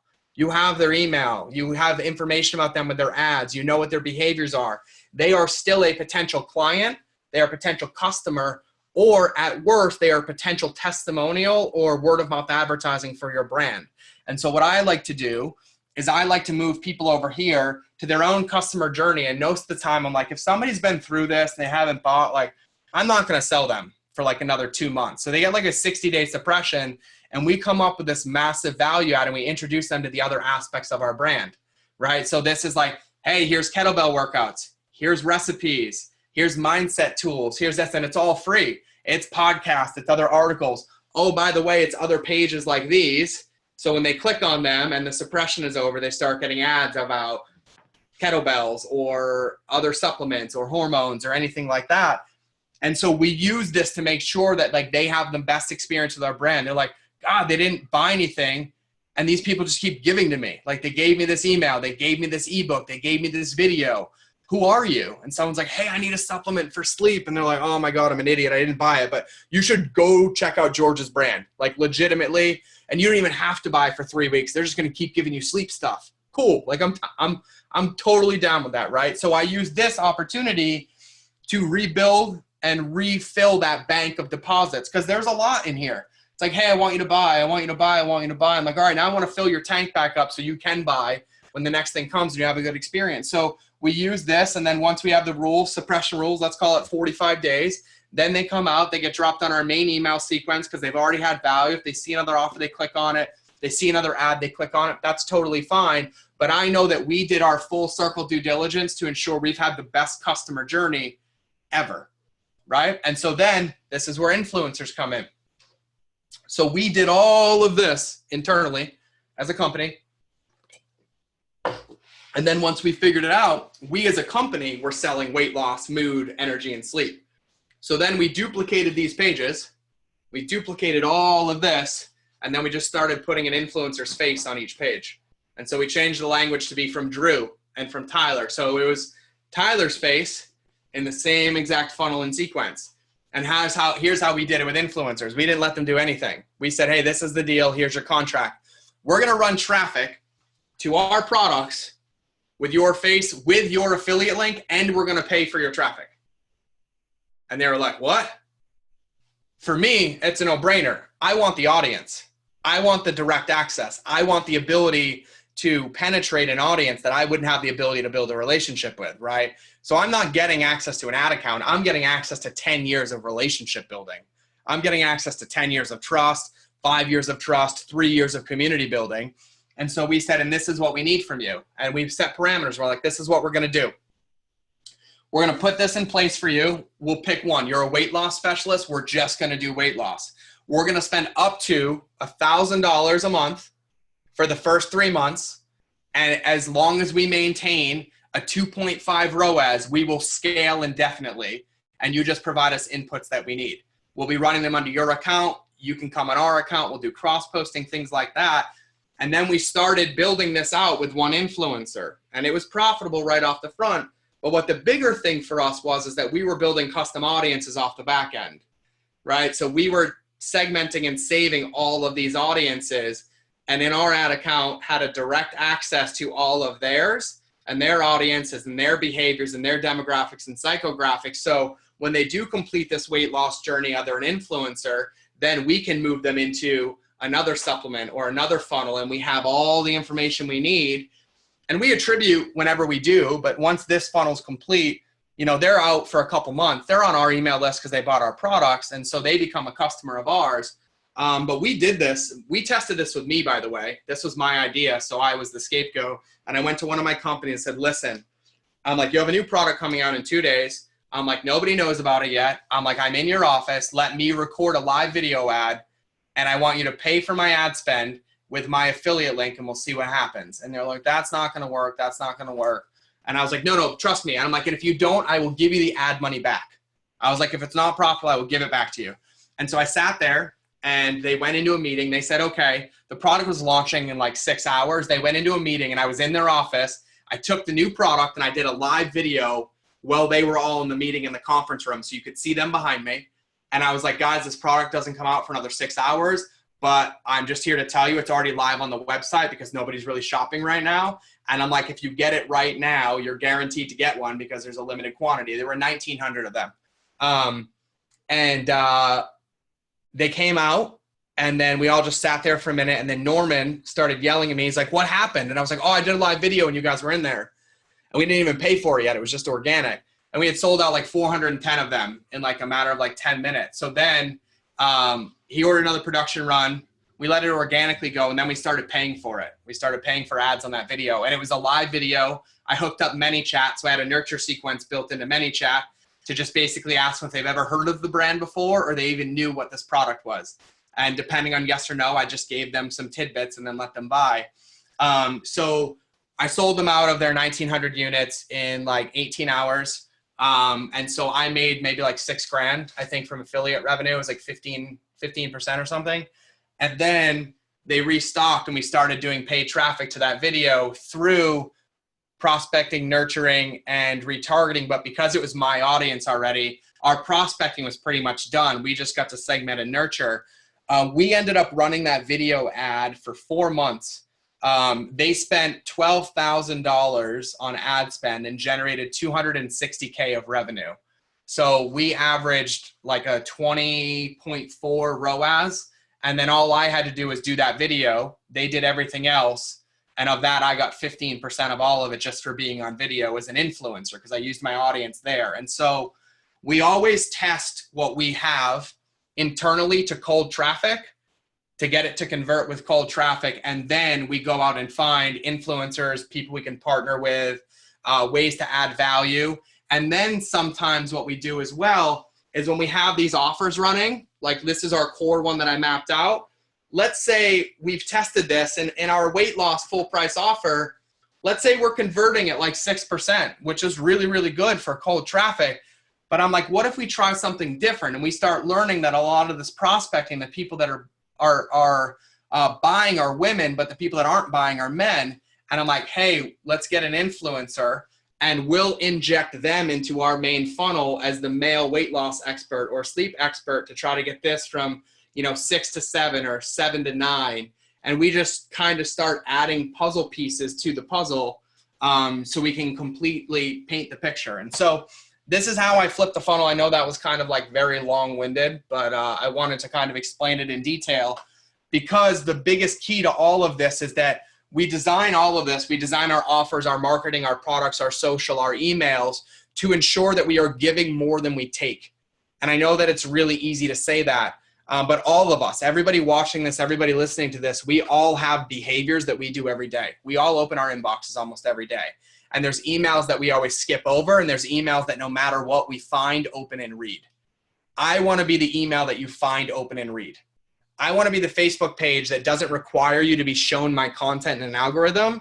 I want you to type my name into Facebook and find me every day because I post something valuable every day at 9 a.m. or podcasting or videos. And the same thing rings true with digital, right? So a lot of people that get into this space have either worked in brick and mortar businesses or been a part of one or owned one. And it's no different than when a customer walks in the front door. How many of us window shop? I do. Like, look at car dealerships, right? Like, I'll go to 6 car dealerships. Like right now I'm torn between a new M5, a C63S, or an Audi S6. I cannot decide. I will probably go to each dealership 5 times and drive them each 5 times. And not only how the car handles, how it works and everything will help me determine my choice, but also how I'm treated at that dealership. Do they pressure me into buying? Do they make me feel welcome? Do they have no strings attached to it? They just kind of let me come and go, right? Like, all of those things make decisions. And so you look at a brick and mortar store, we have customers that come in. Like, you can imagine like working at GNC or Vitamin Shop, you got people coming like, I want to lose weight. There's 80 weight loss supplements on the shelf, right? The only way to know how to prescribe the right product is to ask questions. It's to segment them. It's to nurture them, right? Nobody walks in unless your decision's been made. You're a super controller or very, very clear on your expectations, walks into a store and just grabs it and checks out, right? Because those people are already our customers. They're already handled. But they come in, you're like, hey, how are you doing today? They're like, great. I'm like, oh, what are you interested in? They're like, oh, weight loss, but I'm inactive, so I can't work out. And so that helps you learn more. And you're like, all right, what's your biggest challenge? Oh, like I binge eat and I have sugar crashes. Oh, okay. And we start to do it, and we do it in person, and it helps us close sales. It helps us add products to the cart. It helps us get them to donate money when they check out, right? Like, we do all this physically, but then when we go digitally, we ignore all of those basic psychology behaviors that we've used for years, and we don't translate them over. But the internet is no different. We're just reaching them on a different medium where they're choosing to spend their time. And so the one thing, and I say this, and I don't like to sound cliche, but like, this only works if you do. And the only way that somebody chooses you is when you've added more value than the person before you. That's it. That's the only way that this wins. It's the only way that I built a Facebook page of 275,000 fans without ever paying for them. Ever. I've never gotten a fan, and I didn't even start running paid traffic until a year ago. I was teaching it because I'd done it, but I'd never did it in my own business because organically I've had a couple rules my entire business. Rule number 1, we respond to every comment. Rule number 2, I respond to every message. And rule number 3, I respond to every email. It's been 9 years and we have not missed one at all. I have a live video, and this is a perfect example. I'm an influencer. We'll talk more about influence. I know we have some questions, Tyler. We can jump into those too. But when we look at this, I asked this in one of my keynotes, and I was with people, and I was like, how many of you in here have Facebook pages? They're like, I'm like, how many of you do Facebook ads? Like, like, how many do you do live videos? Like, everybody, right? Everybody's hands goes up, and I'm like, all right, cool. How many would love it if you could get 5,000 comments on every video? And everyone's like, yes. And I'm like, great. How many of you would respond to every comment? And like, no one's hand went up. Nobody. And then I pulled up a screenshot, and it was a live video I did that got 5.5 million views. It got 5,600 comments. It took me 9 hours to respond to every single comment by myself. And everyone's like, no way, that's a waste of your time. And I'm like, cool. How much money do you make in an hour? And someone's like, $500. I'm like, cool. What else? Someone's like, 10 grand. I'm like, cool. And I was like, we'll use you for an example. You make 10 grand in an hour. They're like, yeah, but I'm good. I'm like, great. I'm like, okay. I'm like, so in the time that I responded to all those comments, you would have made 90? And he's like, yeah. so I don't have to do that. I'm like, cool. Like I made 150 because I responded to every comment. And then I pulled up the screenshot. And so what I wouldn't let happen is I wouldn't close them via a link. I made them leave a comment so I could ask them questions and I could know about them so I could speak intelligently to them. And it went to a $498 sugar detox. So I don't know how many, but like I converted like 15% of something from everybody that commented, and we were able to work there. And I sent all the initial messages, and then I had one teammate next to me, and he would just keep me updated on what responses were coming in so we could keep it going. Took me 9 hours, but would any of us trade 9 hours of our time in exchange for $150,000? Yes. If you say no, then you are not on the right call, and I would love coaching from you. I would love it. But yeah, so that's how I see it. That's the value. That's how I do it with paid media. That's how I do it with funnels, customer journey designs. And the reason I started here is because all of this is required before anyone works with influencers as well. Because influencers are not the ones responsible for our business models. Influencers are the ones that we use to add accelerant to our fire. But that fire's got to be burning, and the foundation has to be solid to get the most out of it in order to effectively, ethically scale our business and impact, if that makes sense. So Tyler, you want to jump in now? Because I have some dry mouth going on. Yeah, absolutely, man. Woo, that was great, man. Thank you. What you're saying is super clear about building relationships. I understand the touch points, there's already good questions too. I love it. Yeah. Wait, what's that? I said there's already good questions too. I love it. Like Sophia's question and Matthew's question. Exactly. That's where I was going. For a lot of the people on this call, we're just getting started. Maybe our ad budget isn't, it's just a fraction of what you're working with. How would you scale down that? Yeah, 1,000%. And I did see too, somebody's asking about hiring influencers. This is about hiring influencers. This is about the foundation that's required to have a successful influencer relationship. And I do see this mistake quite often. So I'm going to answer Sophia's question and then Matt's question that follows right after it, and Vienna that are right there. And then advanced marketing, got it. There's a lot of stuff here. So I'm going to kind of unpack it. So this, before you work with influencers, hire influencers, you have to know your business, your model, and your marketing. That's it, right? Influencers are great, but you could have a weight loss product and go to a weight loss influencer and sell zero, because we don't know the whole picture. We don't know the audience, the psychographics. We don't know our offer, what converts, what audience it converts well for, all of those different pieces. So we have to have some sort of like idea or version or plan to what we're doing, right? So one of the mistakes I see is that people partner with macro influencers before they partner with micro influencers. So you could go pay Kylie Jenner $1.2 million for an Instagram post. You'll make back 10 grand.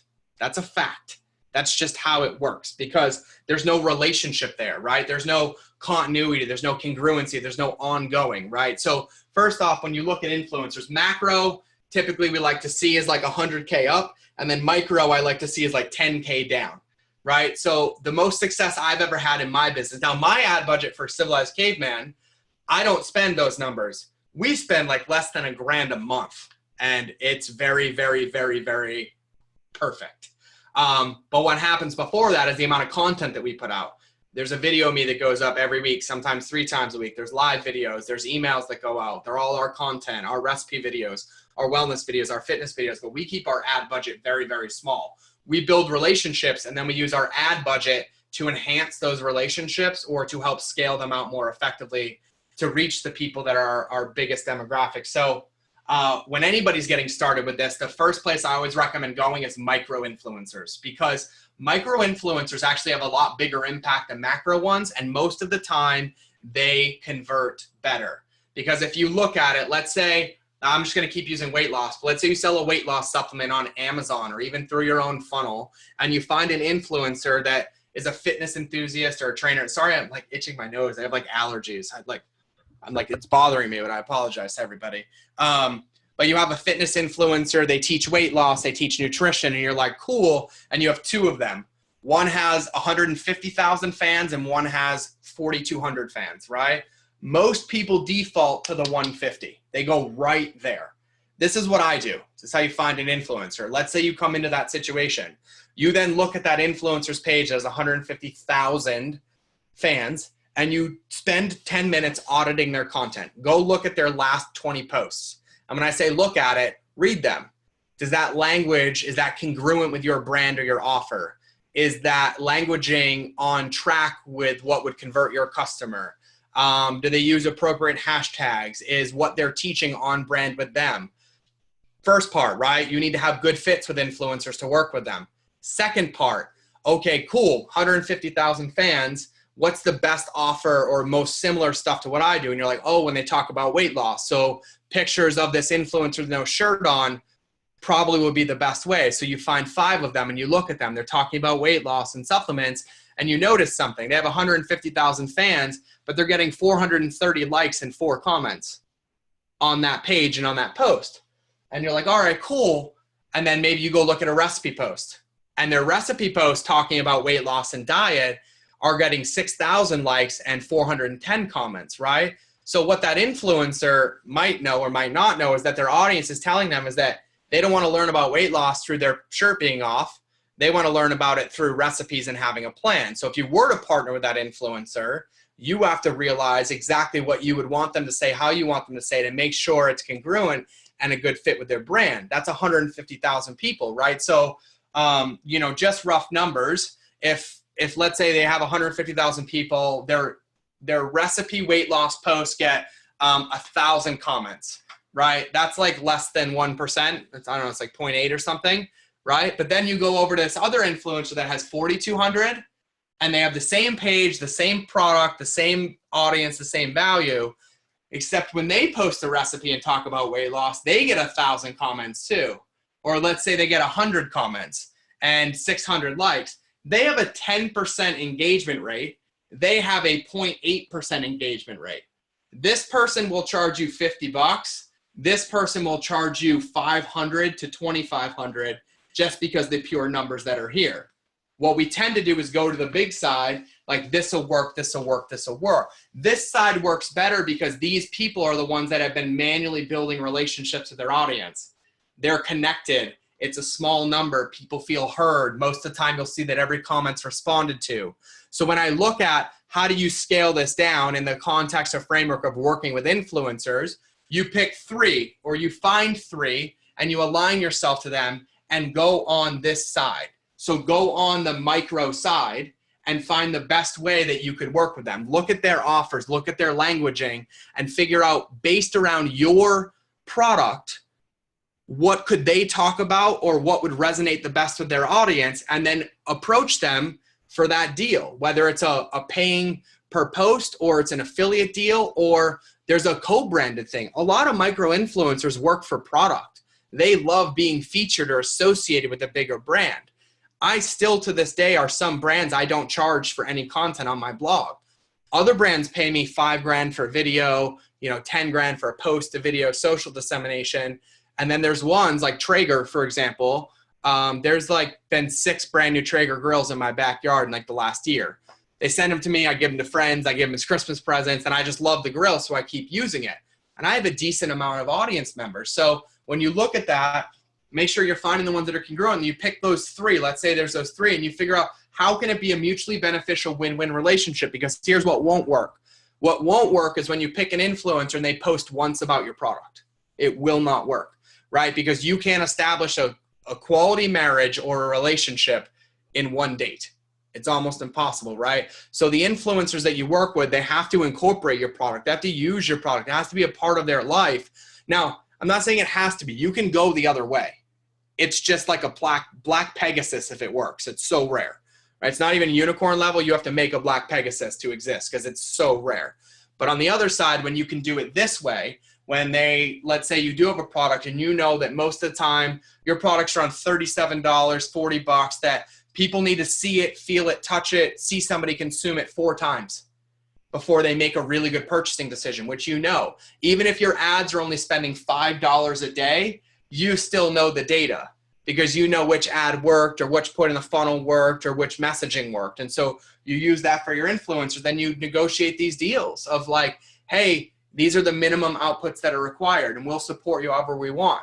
I think one of the biggest mistakes that companies do when they work with influencers is they don't look at it like a collaboration. They look at it like it's a transaction, right? And I am an influencer, so I get this, where they're like, hey, this is what we want. This is what we expect. This is the language we want you to use.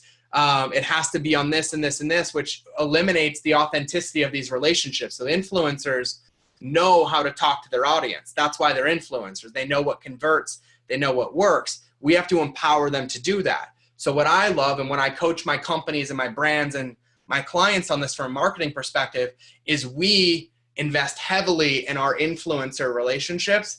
And that means with our resources as well. So businesses tend to be really, really good at like paid media, lead acquisition, and conversion, right? Influencers tend to be really, really good at building relationships, adding value.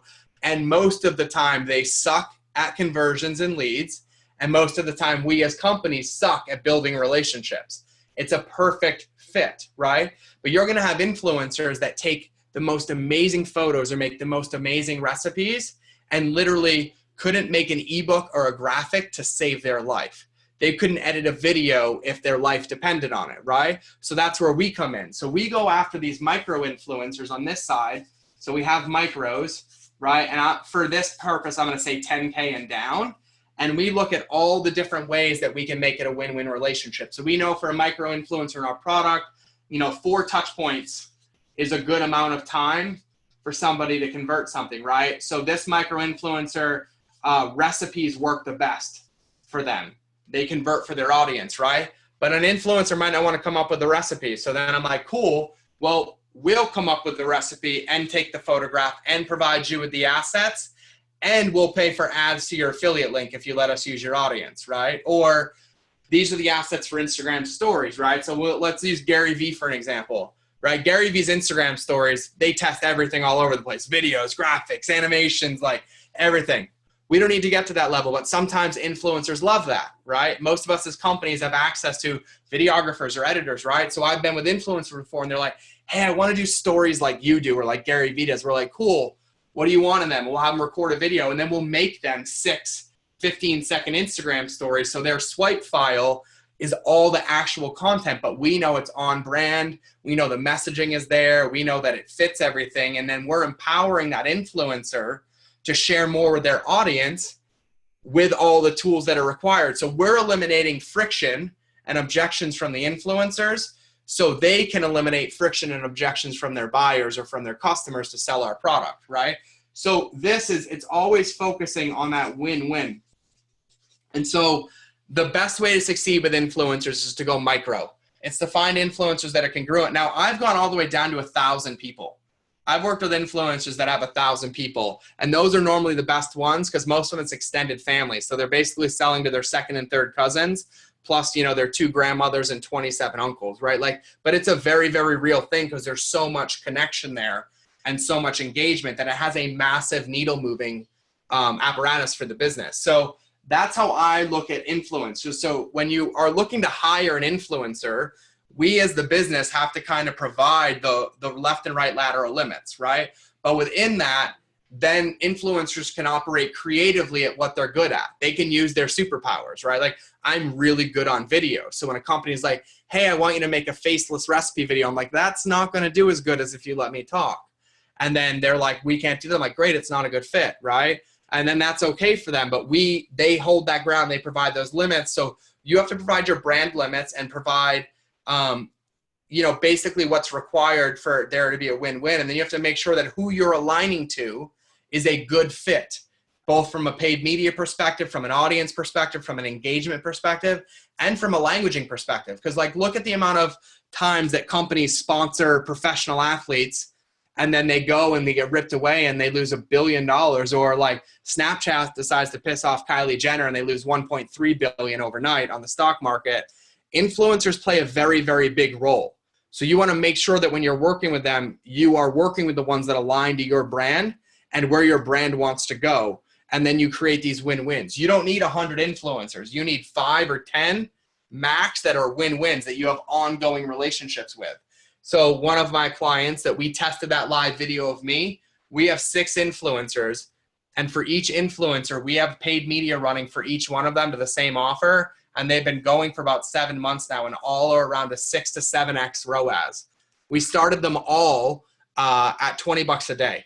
And then we just kept testing and testing. And as it started working and the pixel was getting seasoned and their audience was getting used to it, and we were segmenting the audiences and doing that, that's when we started scaling 10% a day. But they're actually really, really small micro influencers. And it helps a ton because it humanizes the brand, it creates connection and adds value. So when I look at, sorry, I'm scrolling up a little bit. When I look about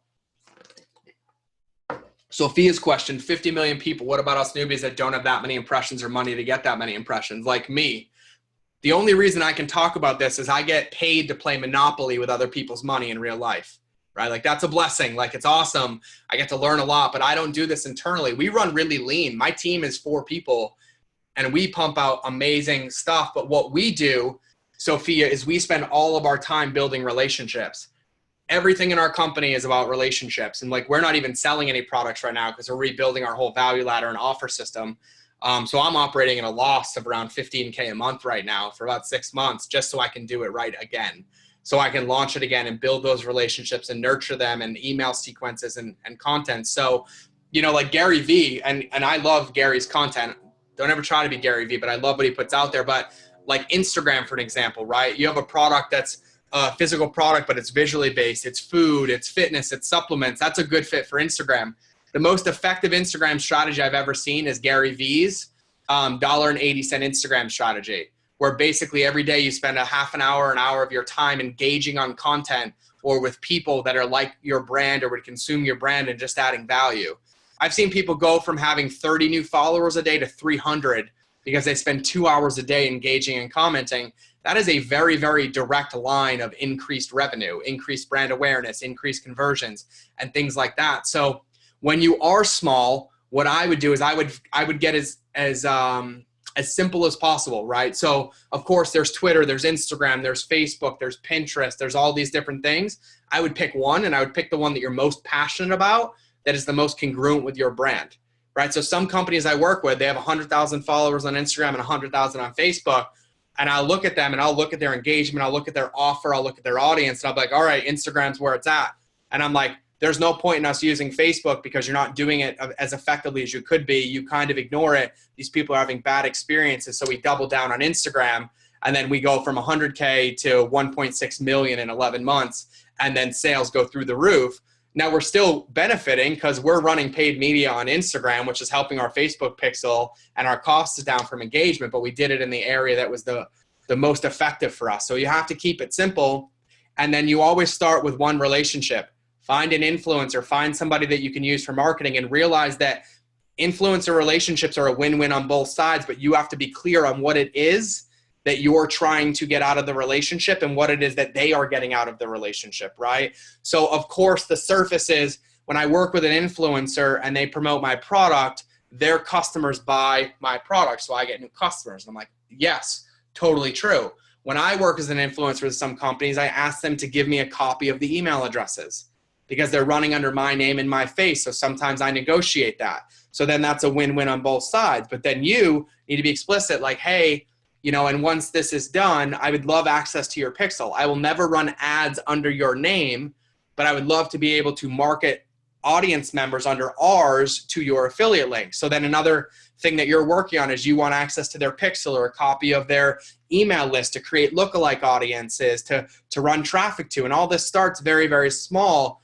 But before you go into any relationship, you have to have a very clear understanding of what inputs you want, or what inputs you need from them, and what outputs you're working towards, right? And so for me, if like Tyler was an influencer, I was like, hey, Tyler, like, I love your audience. I love what you're doing. I want to sell my sugar detox to them. This is what I'm thinking. I would love to give you a copy of the email address, the email list of anything I build using your assets and your audience. I'll pay for the ad traffic. I'll send it to your affiliate link.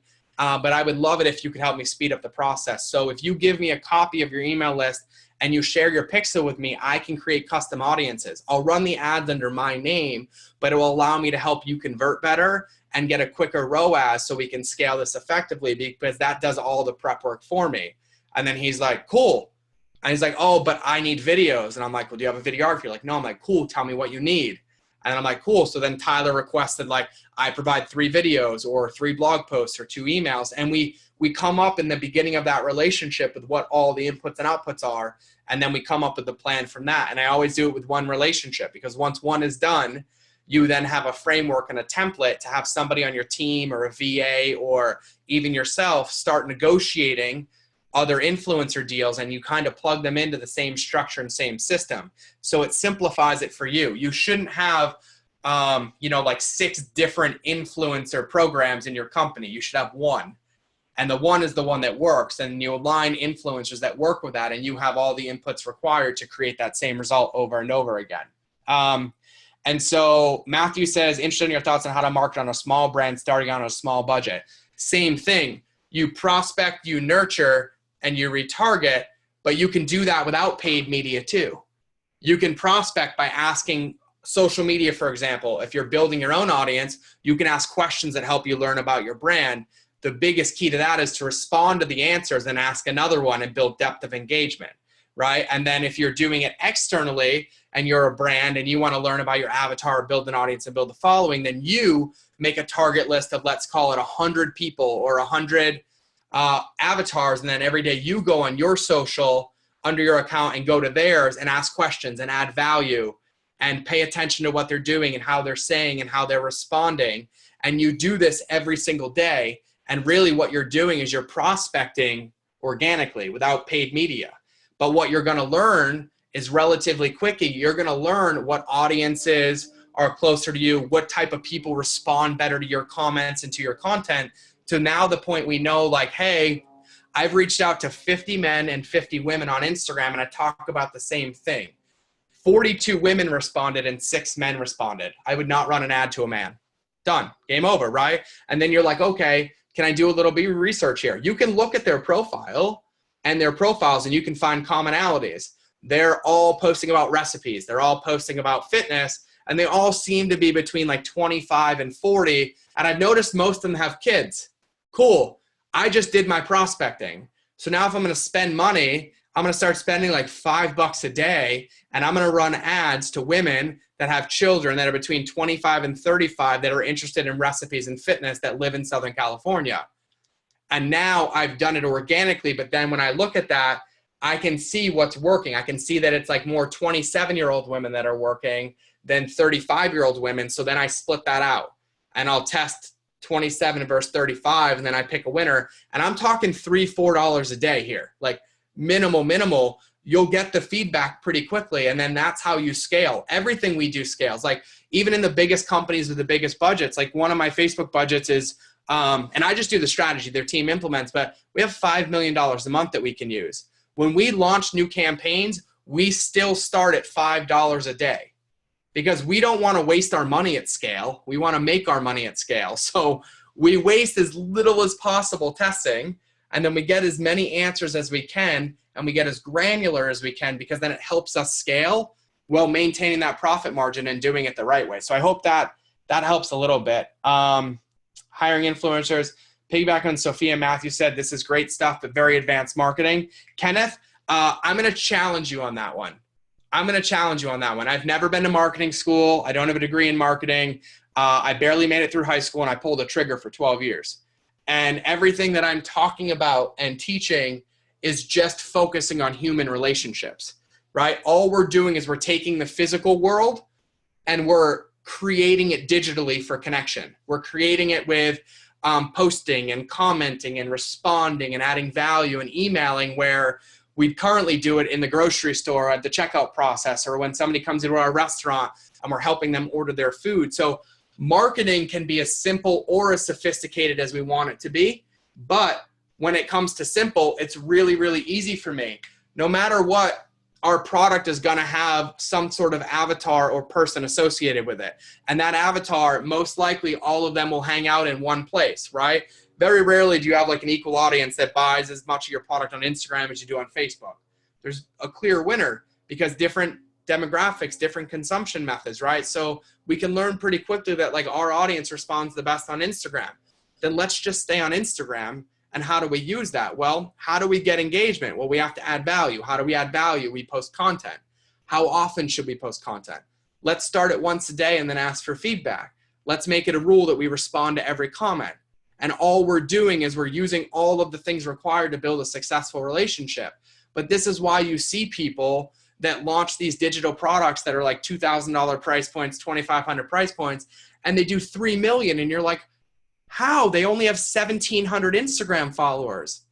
I'm like, yeah, but they have 1,700 effective relationships as well, because they nurture them and they respond to these comments. And so it's super, super, super important that you focus that at the core of everything. Email, Instagram, Facebook, all of it is just relationships. Paid media is the same. Amazon is the same. When you're doing paid media on Amazon, when you're doing, let's say it's headline search, right? Some people use the headline, save money now or whatever. And then when you look at like maple water, it's smart. Half the calories or half the sugar is coconut water, right? And you let that run a couple times. But what you're doing is you're like giving somebody the ability to see a different possibility and to get in the brand. And then if you click on that, it goes to what used to be the A+ page. And we have customer testimonials and we add value and we give them content on that page. And we're trying to get them either to our website or to the product. But then once they buy, we get their email and we build that relationship and we nurture them and we add value. So all of it is akin to one successful relationship and then scaling that. I did miss this. Lindsay Hoyt said, how long the example of the nurturing phase lasts? So when we look at this, the big one, this one was over 31 days. So the prospecting was around like 2 to 3, but then because we had so many variables in that nurture phase, we let that go for like 14, 15 days, and we didn't hit you with an ad every day. We try to keep the frequency relatively lower. And so you might see one like every other day, just so it wasn't so crazy. But I do this at a smaller scale because, Tyler asked about scale, right? The same thing can be done on a smaller scale if you have one physical product and one offer, because even if you still have that one offer, there's 6 different ways to sell that offer, right? So you might prospect into sleep, energy, mood, weight loss, happiness, and whatever. And then when you're prospecting that, you might just run ad to each one. And you're going to see of those 6, which one works the best. And that's all you need to know, because then that one that works the best or 2 that works the best are the ones that you use. And so that's a matter of 1 or 2 ads. And then when your nurturing starts, or that phase of it, you're already segmenting. And so you might already know that your audience is 24 to 30. You don't really have to segment that down much more. Like that's a pretty good subset, but you might want to know of that demographic, which one works better. And so what you might do is you might just test an ad set that's like 24 to 25, 26, 27, 28, 29, and it might just be 1 ad or 2 ads.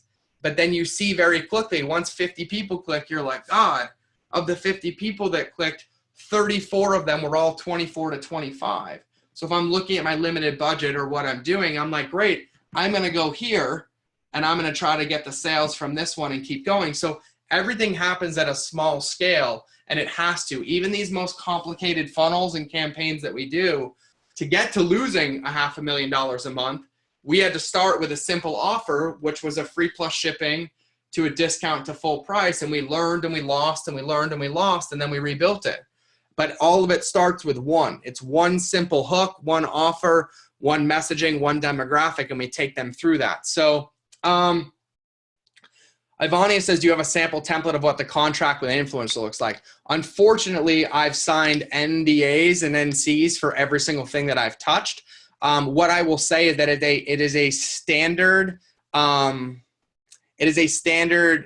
when it comes to like it's almost like a contractor template. We have an NDA and C in there, and then we basically have the minimum requirements like you would any influencer contract. Like, hey, when you agree to this contract, you're agreeing to post a minimum of 3 times a month on these platforms with these minimum parameters. And then the only thing that we add is we add the languaging about like Facebook audiences or email list access or access to Pixel. And we also declare in there what we're doing. And so influencer contracts, I will say, actually contracts in general, I'm horrendous with legal. I'm a nightmare. I'm like a liability because I don't like contracts. And to be really honest with you guys, I've done over 100 2-day marketing intensives and I've only had 2 contracts ever signed. So I'm like the worst person to ask when it comes to contracts. I will say they're super important though when it does come to a brand and influencer relationship though, because that influencer is becoming a representation of your brand. Affiliate deals, influencer deals, there have to be very clear guidelines in there about how they're not a representation of your brand and anything they say is not directly from you for liability purposes, lawsuit supplements, all those things. So those are the things that, like, as much as I would love to give templates and samples, I think it's probably one of the most important places to get the professional cover your ass best possible scenario handled. And Tyler's nodding, so I like that he agrees with me, because that way you're covered and they're covered as well. So contracts are just as important for us as they are for influencers because we have to make sure that we're mutually benefiting everybody. So Sophia said a few more details of how that works with an influencer using an affiliate link. Could you explain what that means? Yes. Any product that's created, you can create an affiliate program, right? Where you sell it through, even Shopify has hundreds of plugins for different affiliate stuff. Amazon, you can't really track. That's the game that's a little bit different. This is being sold off Amazon. Amazon, you have your Amazon Associates link, but you don't really control that affiliate percentage, that model, that revenue. But I will say that we have in the past with influencers used their face and their marketing materials to send people to Amazon. And so we will use their Amazon Associates link, but it's really simple. Let's say I'm selling to Shopify or ClickFunnels or whatever, Zipify, whatever it is that you're using. You have a product, you set up an affiliate program. You're like, all right, I am going to give this influencer 15% of all sales. They just get a unique link and they generate that link. And when they post on their social and their email, they use it. What we do is we take a copy of that link and any ad that we're running with their content to their audience, that is the ad that we send people to. So we send them to our website through their affiliate link. And then that way all the tracking happens with the affiliate link and everything's there. And then they get all the credit without us having to manually try to track everything. And so that's really, really simple, but it's pretty good.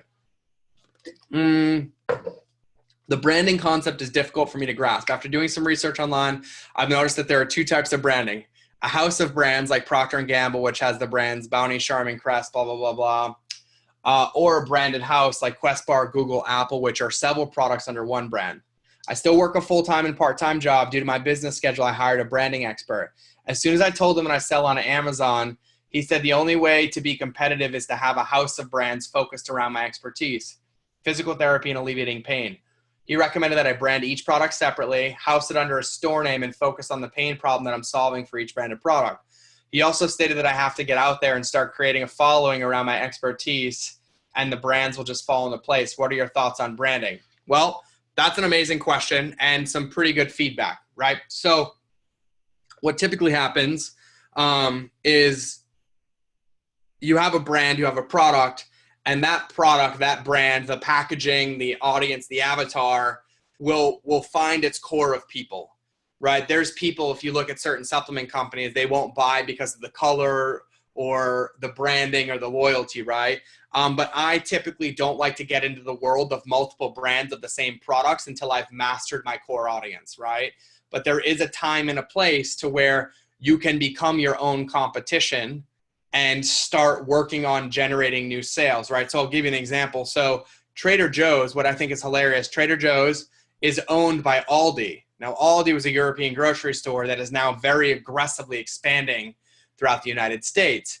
I even saw an article the other day on Business Insider where they explained how they were competition for each other. And I was like, you guys do know that they own each other, right? And so what happens is Aldi basically, Trader Joe's launched in locations, and then they've got that audience that's going well. And then Aldi comes in 2 miles down the road, and it attracts a different audience and demographic. They sell the same products, different margins, different price points for different demographics of people. Aldi is very cold. There's no employees in there. Everything is super, super cheap, lower quality, not like all the Trader Joe's branding stuff, but they were able to separate, and now they can scale both. And they're not cannibalizing each other's sales because people that really don't like Trader Joe's and want a discount go over to Aldi, but people that find Aldi are going to want the better quality stuff and they'll go to Trader Joe's. but because they mastered that audience demographic in the beginning and the offer and the branding, then they were able to expand. And so what it sounds like is that you do physical therapy and alleviating pain. So number one, building a following and an audience around that is pivotal, because you're in an area where you have to show people, like literally physically show people how that they can work better, feel better, alleviate pain, right? There's a lot of therapies, modalities from lacrosse balls to like spoons and scraping skin and blood flow and things like that. So it's actually really, really amazing because you kind of have a leg up. You can very visually represent what you do and how you help people. And so your question for me would really be, are you the brand or is the product the brand? Right? And that's a really, really good question to have. I'll use Dr. Axe as an example. So Dr. Axe, a lot of people know who he is in the health space, right? Massive, 17, 18 million uniques a month on his website. And he sells a lot of products, and he does it through content. He does it through effective content marketing. If you go to his website, there's almost 11,000 blog posts now. That's all in like the last 4 years. So he sells content through that. He started a supplement company called Ancient Nutrition. So Dr. Axe, it's Dr. Axe's Ancient Nutrition. He is the brand, and then Ancient Nutrition is the product he sells under the brand. There's a benefit to this because people come to learn from him. He's the expert, the attractive character. He's you in teaching pain alleviation and physical therapy, right? But then he has a couple different ways with that expertise to help you. He can help you with bone broth. He can help you with essential oils. He can help you with yoga. He can help you whatever you want. But then this is also what's amazing. Ancient Nutrition is the one he built under his brand. So all the audience and customers come from Dr. Axe to Ancient Nutrition. He just got a $104 million investment on Ancient Nutrition, not Dr. Axe. So if he sells that or they buy him out of it, he can literally go launch another one under him. Same product, different branding, but he owns all of that because he's there. Now, if the whole thing was Ancient Nutrition and that happened, he doesn't still have the audience. So the question is like, do you want to be an influencer and do you want to have that follower, or do you want to have a brand that has other people as the attractive character? So when it comes to branding, the most important part is just congruency. That's it. It's that it's consistent and it's congruent and it's designed to be for your demographic or that the market that you're going after. And then once that's there, you don't change the branding, you don't change the product, you change the offering and how you get the leads and people to the product. So you have the right audience with the right messaging in front of the right product. But it's never the product, which is why companies like Lululemon built the name, or Reebok or Aldi or Adidas, which mean nothing on their own, but they built it underneath it and made it mean something. It's never the product nor the name of it most of the time, which is why shitty products like a pet rock can make a couple $1 million.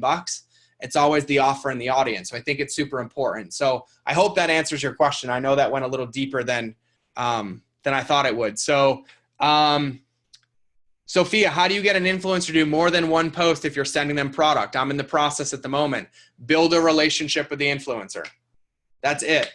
Build a relationship with the influencer. Sophia, my question would be for you is that if you were my influencer, what would it take from me to get you to post more than once? Like, how could I show up?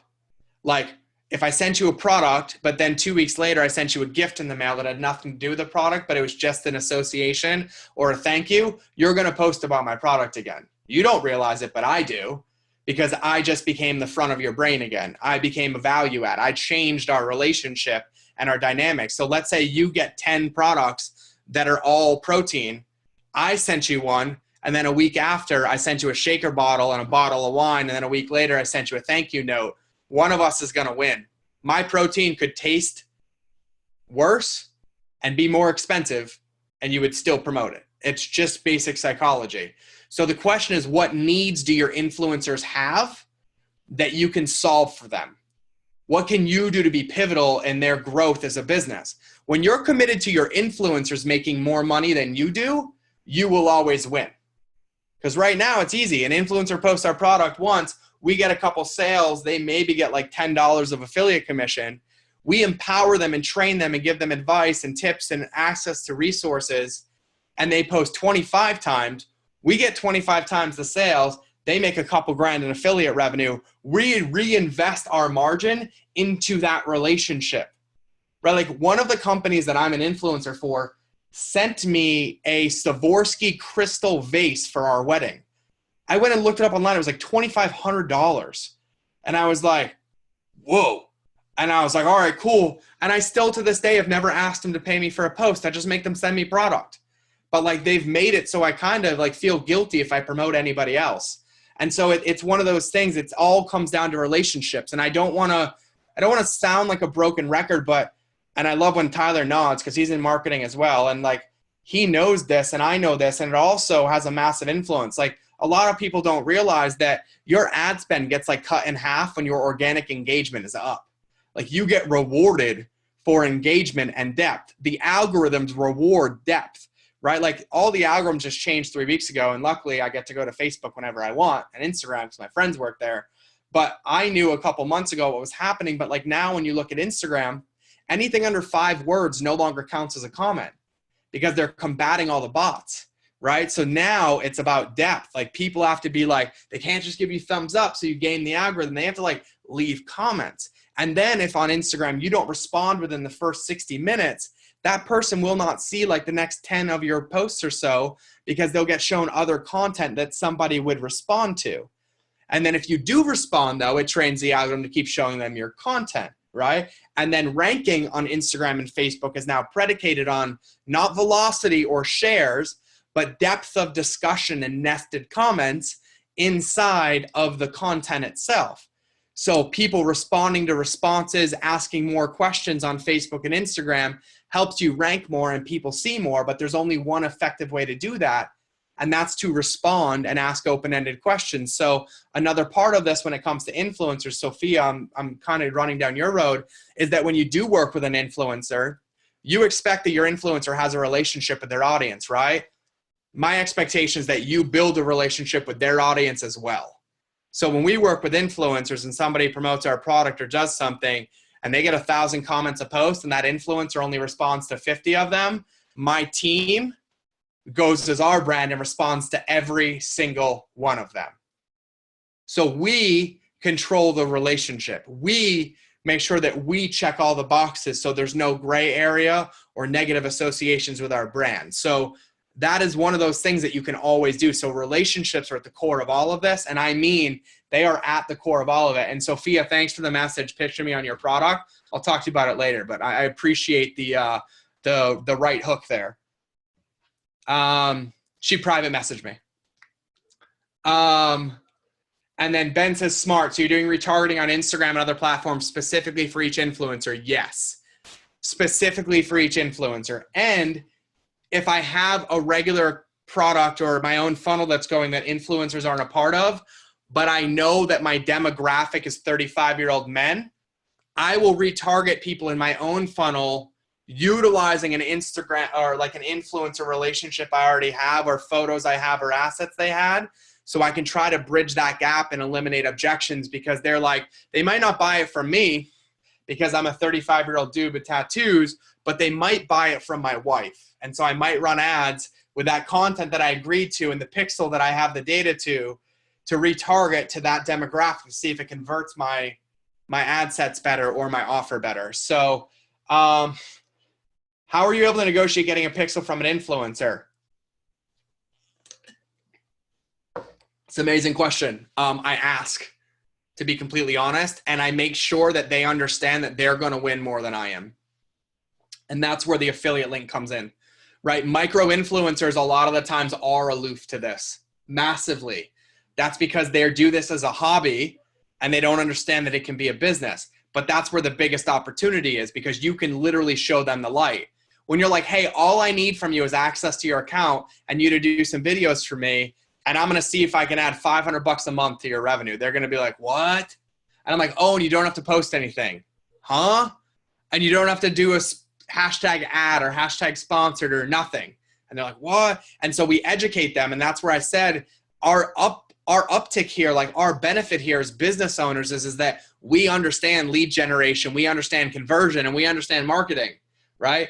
Influencers that had this hobby that turned into a passion, that turned into something that attracted an audience and still work a full-time job, a lot of the times they don't even understand what's possible or how to get there. So like if in the process I can make 10 influencers, micro influencers, an extra 1 to 10 grand a month and focus just on that, I make an extra million. But they're the ones that I'm focusing on their win. I reinvest in video. I reinvest in ads. Sometimes I take my team and I give my team them and I make them do like 3 or 4 1-hour calls to teach them marketing or to teach them email marketing or to teach them funnels, because I know when they have them that my ads that I run with them are going to convert a lot better, but they're going to keep letting me build and run ads and do these offers through their audience because we're literally changing their life. Like that's the whole point of all of this, right? Like the whole point of all of this is that we all make more money by selling products or solutions to people's problems that help them so we can have a bigger impact and reinvest what we've made to keep going. So if we live that congruently from the get-go to where we invest in these influencers and we're like, hey, I totally believe in you, probably more than you believe in yourself, but we're going to make this work. Not like, hey, this one post didn't work, or I sent this influencer a bottle of wine he posted and didn't get any sales. His audience must suck. Of like, hey, that's interesting. Can we try this? Can we see what we're doing? Can we like try this different option? Can you try this different video? They're like, oh yeah, totally. Everybody else just tells me they were unhappy with what happened. And you're like, I'm not everybody else. I'm here to build these long-term relationships. So it's massively, massively, massively beneficial to focus on the quality of that relationship all day. Hands down, make more deposits than you ever make withdrawals. And if you position it and make it clear that it's a win-win, it's easy. I personally, and I'm going to say this, we'll see how many people take advantage of it. I've literally given out my pixel to 7 companies that have never paid me or literally given me anything, all simply because I use their products and I love their products and I believe in their mission. And I never say no. The problem is nobody ever asks. Nobody. They're all like, oh, they'll say no. They'll never give that to me. They'll blah, blah, blah. Like one of the companies I work with, a lot of our influencers are celebrities. And I mean massive A-list celebrities. And they're like, we'll never get that. I'm like, okay, or we could ask. We got 4 out of 5 of them. And all we did was ask. They didn't even want us to run their affiliate links. They're like, no, it's fine. Like, I love it. And I was like, all right, well, we just got 88 more million Instagram followers, literally, that we have access to, like, and Facebook and pixel data. So if the benefit is there, if you add value, if you build those relationships, then all of these options are on the table. And I will say, like, this is not, influencer marketing is not like a set it and forget it, or I pay you and it works. It requires more work than doing your own internal marketing and scaling, because now you have to mitigate relationships. You have to build high quality relationships. Now, it's hard for me being married to one person. Like, I struggle. I get feedback every day. I make mistakes every day. I'm constantly working to be the best husband and father possible.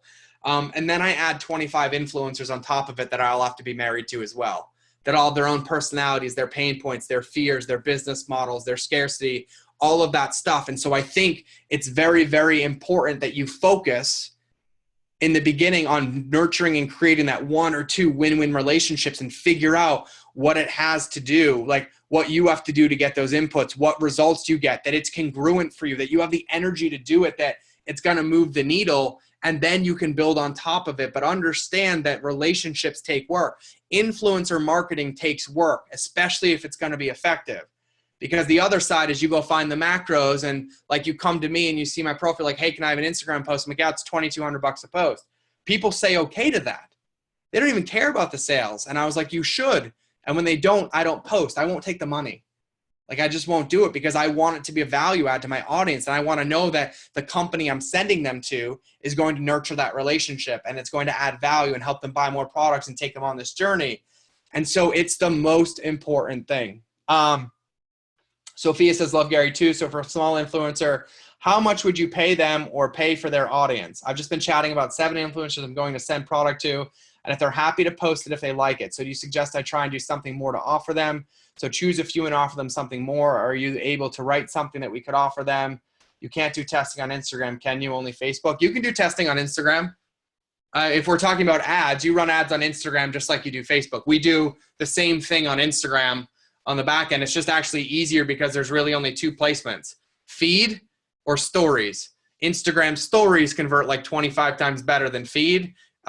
We average right now, influencer paid media on Instagram stories, we're averaging a 21% ROAS. So it's 21x, not percent actually, 21x. It would be a 21% ACOS.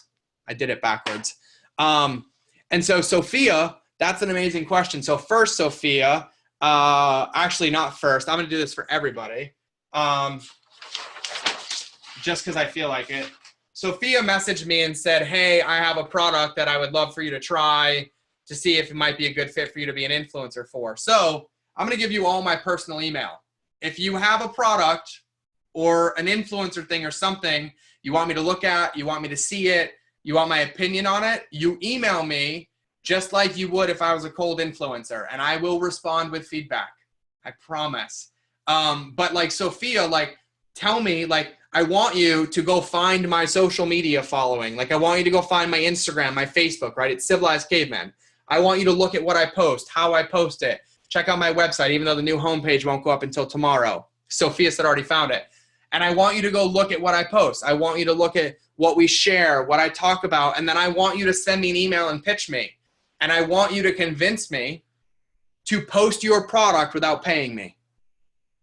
So you have to add value, and you have to enroll me in your product and the vision of your product, and you have to make it a win for me, and you're not allowed to give me $1. And I will honestly tell you if it worked or not, and if it didn't, I'll tell you what would have worked. Because there's about 3 ways that anybody can get me to post any product to my audience that doesn't require giving me anything.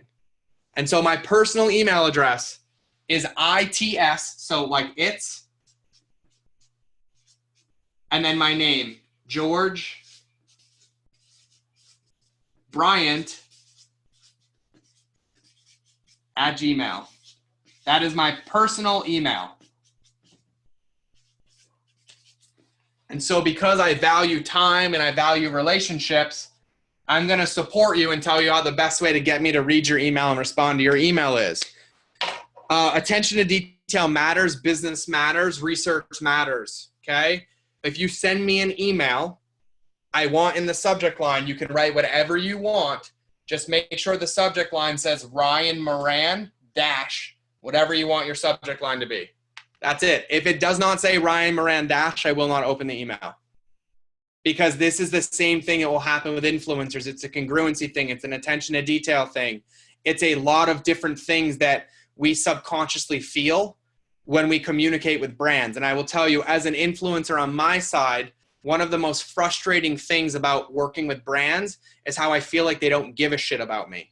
Where they'll get on a phone call with me and they'll make a promise, or they'll come up with an agreement with me, verbally written, of like, this is what we're going to do. And then 3 days later, I got an email.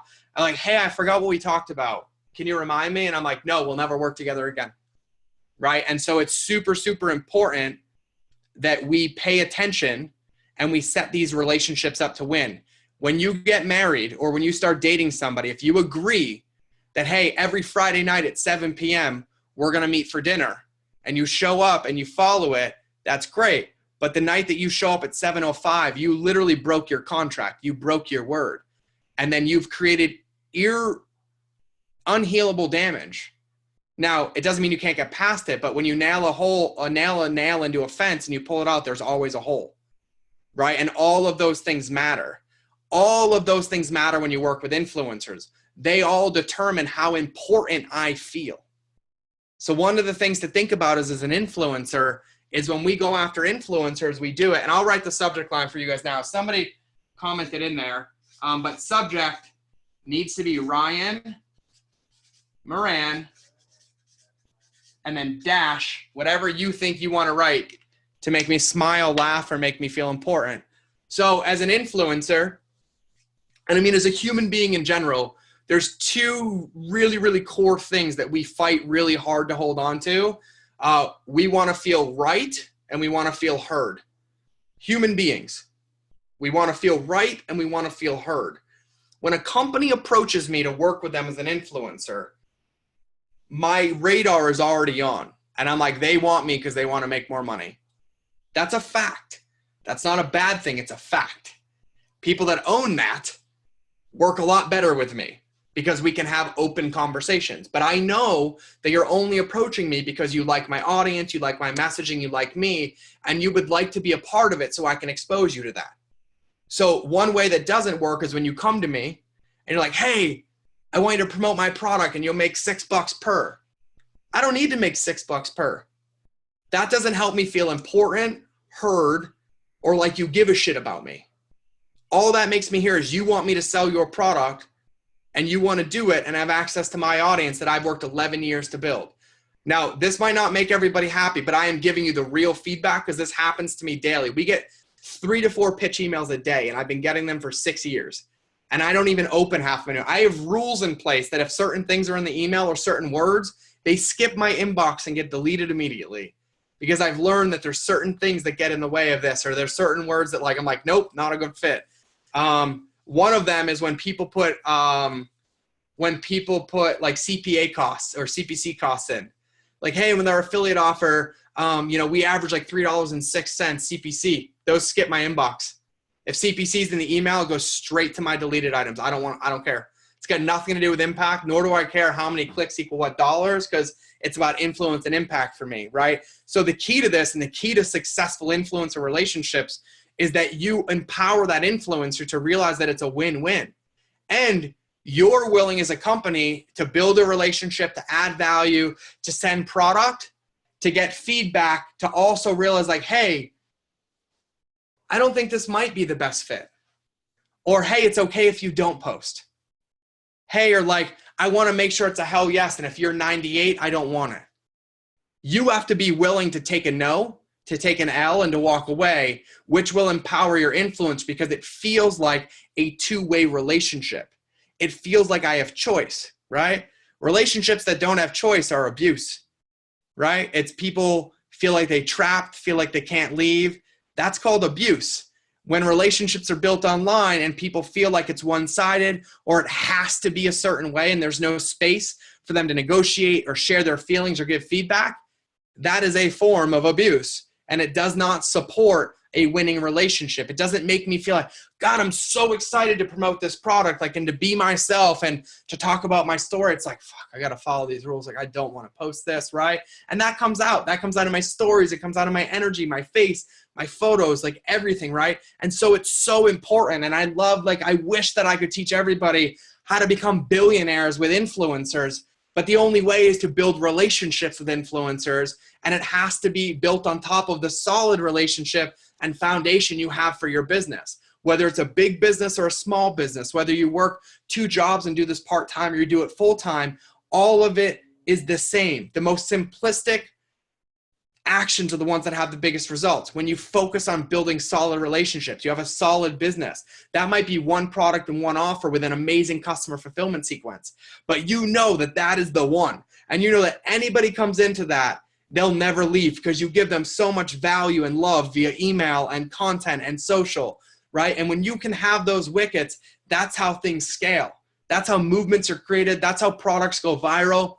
That's how people get the offers they get. It's got nothing to do with the strategy or the tactics or the acquisition. It's got everything to do with that foundation and that home being built, that when somebody comes into that home, they have a positive experience. They can talk about that home, word of mouth advertising that home, buy other products from that home, and most importantly, be in relationship with that home. Because Apple would not be Apple if we didn't buy the product. Android would not be Android. Windows would not be Windows. None of them would exist. This is why Toys R Us goes out of business. This is why, Sears is shutting 75 stores, right?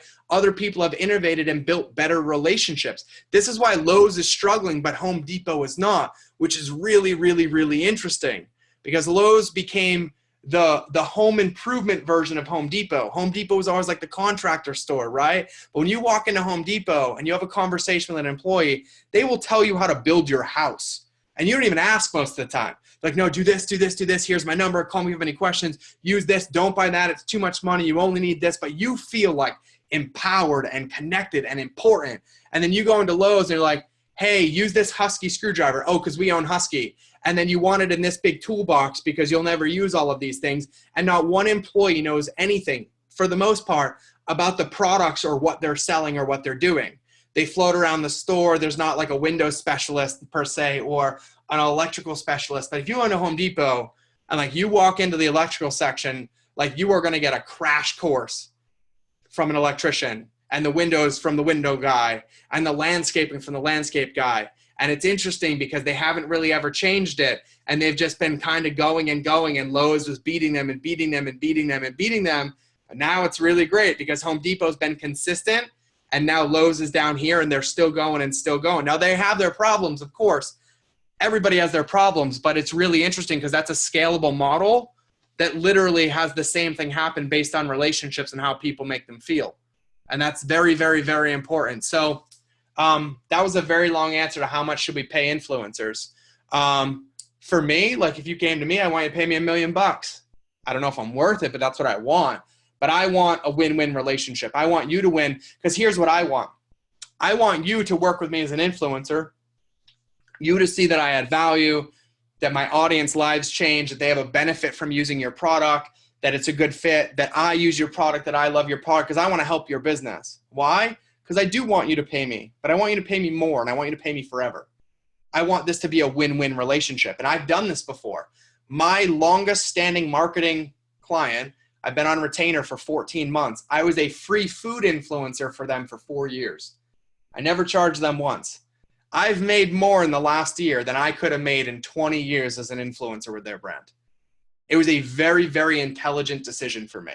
And I didn't do it on purpose. It was a stupid accident. And I love accidents because they work perfectly like that. But it's always a value exchange. It's making sure that everybody is a win-win. And in the beginning, they couldn't afford to pay me. But I used their products benefited me.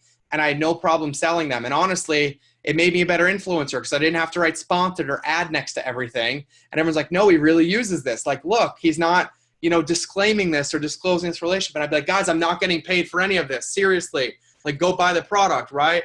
And it made a massive difference. And then it was a win-win for me in the long run. So I, as an influencer, want to support brands that support people. I want to support brands that take care of my audience. So the question for me is when somebody sends me an offer and somebody sends me an email and you're like, hey, this is my product. I want you to share it with me. I go look. And if I wouldn't feel comfortable with my 13-year-old daughter going through your funnel, buying your product, getting your emails and seeing your content, I won't buy it, nor will I post it. If I don't feel like my family is going to get taken care of when they become a customer of yours, I won't align to it with my brand. And so those are the things that like I think about when I do this, right? Because none of you want your grandmother to get upswooned through like 4 upsells and end up like $1,000 credit card charge because she didn't understand.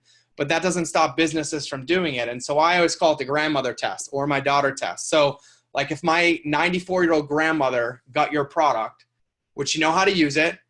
Would it benefit her? Would she be taught how to use it? Would there be enough content and value delivered via email, social, and everything to make sure she keeps using it, has success? And would she feel good about it? And if the answer is yes, I'm like, hell yes, let's do it. And if the answer is no, it's like, hell no. And sometimes I'll give you feedback, but other times I don't have time to give everybody feedback. But everything has to be a good fit. So I know that was a lot. I could keep going for another 16 hours. I'm going to let Tyler talk again because I just went through all the questions. The only one I think, I love your generosity in marketing. I've got a meeting to attend now. That they all get to rewatch this, right? You have a recording? Yes. Okay, amazing. So Cation, thank you. Sophia already found my content. Subject line was Ryan Moran Dash. Thanks, George. I need to go pick up my son, so I'll listen to the rest in the car. I have to pick up my daughter in 30 minutes too. Oh no, my wife's getting her. I can keep going. You'll be hearing from me soon. Sophia, I'm excited. Just make sure that that's the subject line or else I won't be hearing from you. And guys, like, please do not give out my personal email.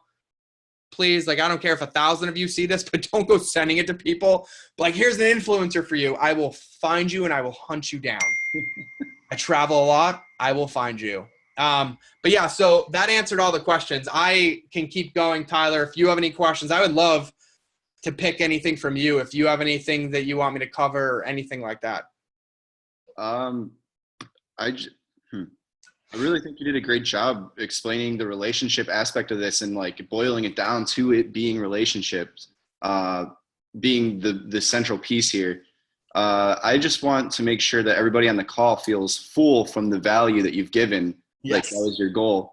Do you all feel Was this valuable for you? I'd love to see some hashtags. In our community, hashtags means round of applause. I love that. I've never seen that before, but like literally like that is such a genius idea.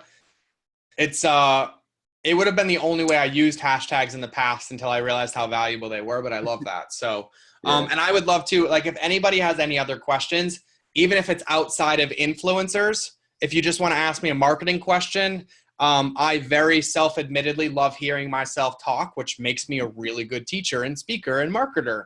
And I don't run from that at all. Like I own that all day. So please ask. I appreciate it. And I'm getting some DMs and stuff too. So thank you guys. If you do DM me on here, once I close this, I won't be able to see it. So if you do decide to email me or you have a question or there's something you don't want to share in front of everybody, you can email me as well. Just use the same subject line and I will make sure I get to it. I travel a lot, by the way. So this is the literally, you guys sent me these dates. These are the only 3 days I've been home in 16 weeks for a 3-day period. And then I leave again tomorrow. Wow. So I'm constantly doing marketing training, marketing speaking, and client work. And then obviously like I'm speaking at Brand Builder Summit in August? Summit. Yep. August 2018. That's amazing, man. I'm super So excited. I will be speaking about that as well. I don't remember. I have to check Ryan's Voxes, but I've been struggling with naming it. That's my hardest thing. I know what I teach. I'm horrendous at naming what I teach, for like really good keynote titles. So I need to go like really boring with this one, I think. Yeah, Ryan always talks about focusing on the result that people will get from the training, right? Like not so much what the content is, but what the result is from utilizing the content. Yep. Yeah, because he said we'd love to see the nitty gritty on how to build and engage an audience that will buy. And I'm like, cool. I'm like, got it, off of Amazon, got it. I got to come up with some sort of creative name for that one because it's all the same stuff. So I think we did get another one. Oh, yes. D. DeSisto, this is probably my favorite question. This is going to kind of put the lid on a lot of this value stuff. So what does a great follow-up email sequence contain? Do you prefer followers get PDFs, videos, etc.? So that's an amazing question. I prefer followers get what followers want. That's the answer to that question. So it depends.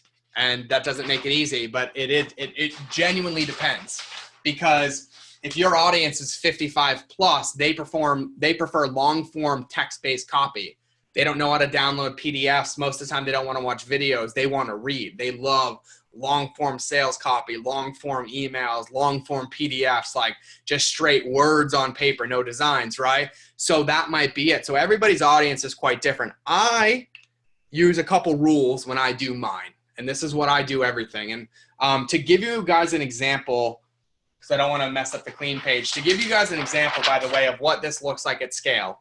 Nurture sequences, right? So I'm a massive proponent for customer journeys because it's the only thing that keeps me in a relationship with the brand outside of buying products all the time that give me everything I need to buy a product again, right? So I had this theory that if I started focusing on the life of my customer versus the getting new customers, that I would make more money and get better results. And so I was like, everybody sends 2, 3, 4 fulfillment emails, right? And then they get dropped onto a sequence.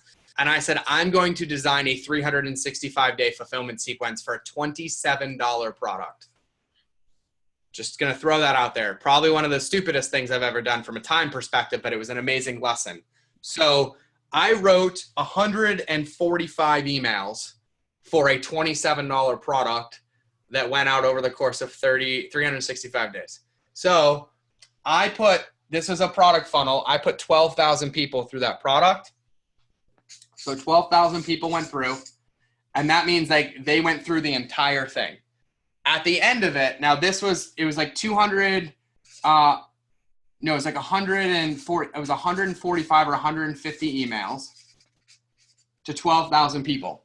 After all of them, I still had 11,000 people on that list.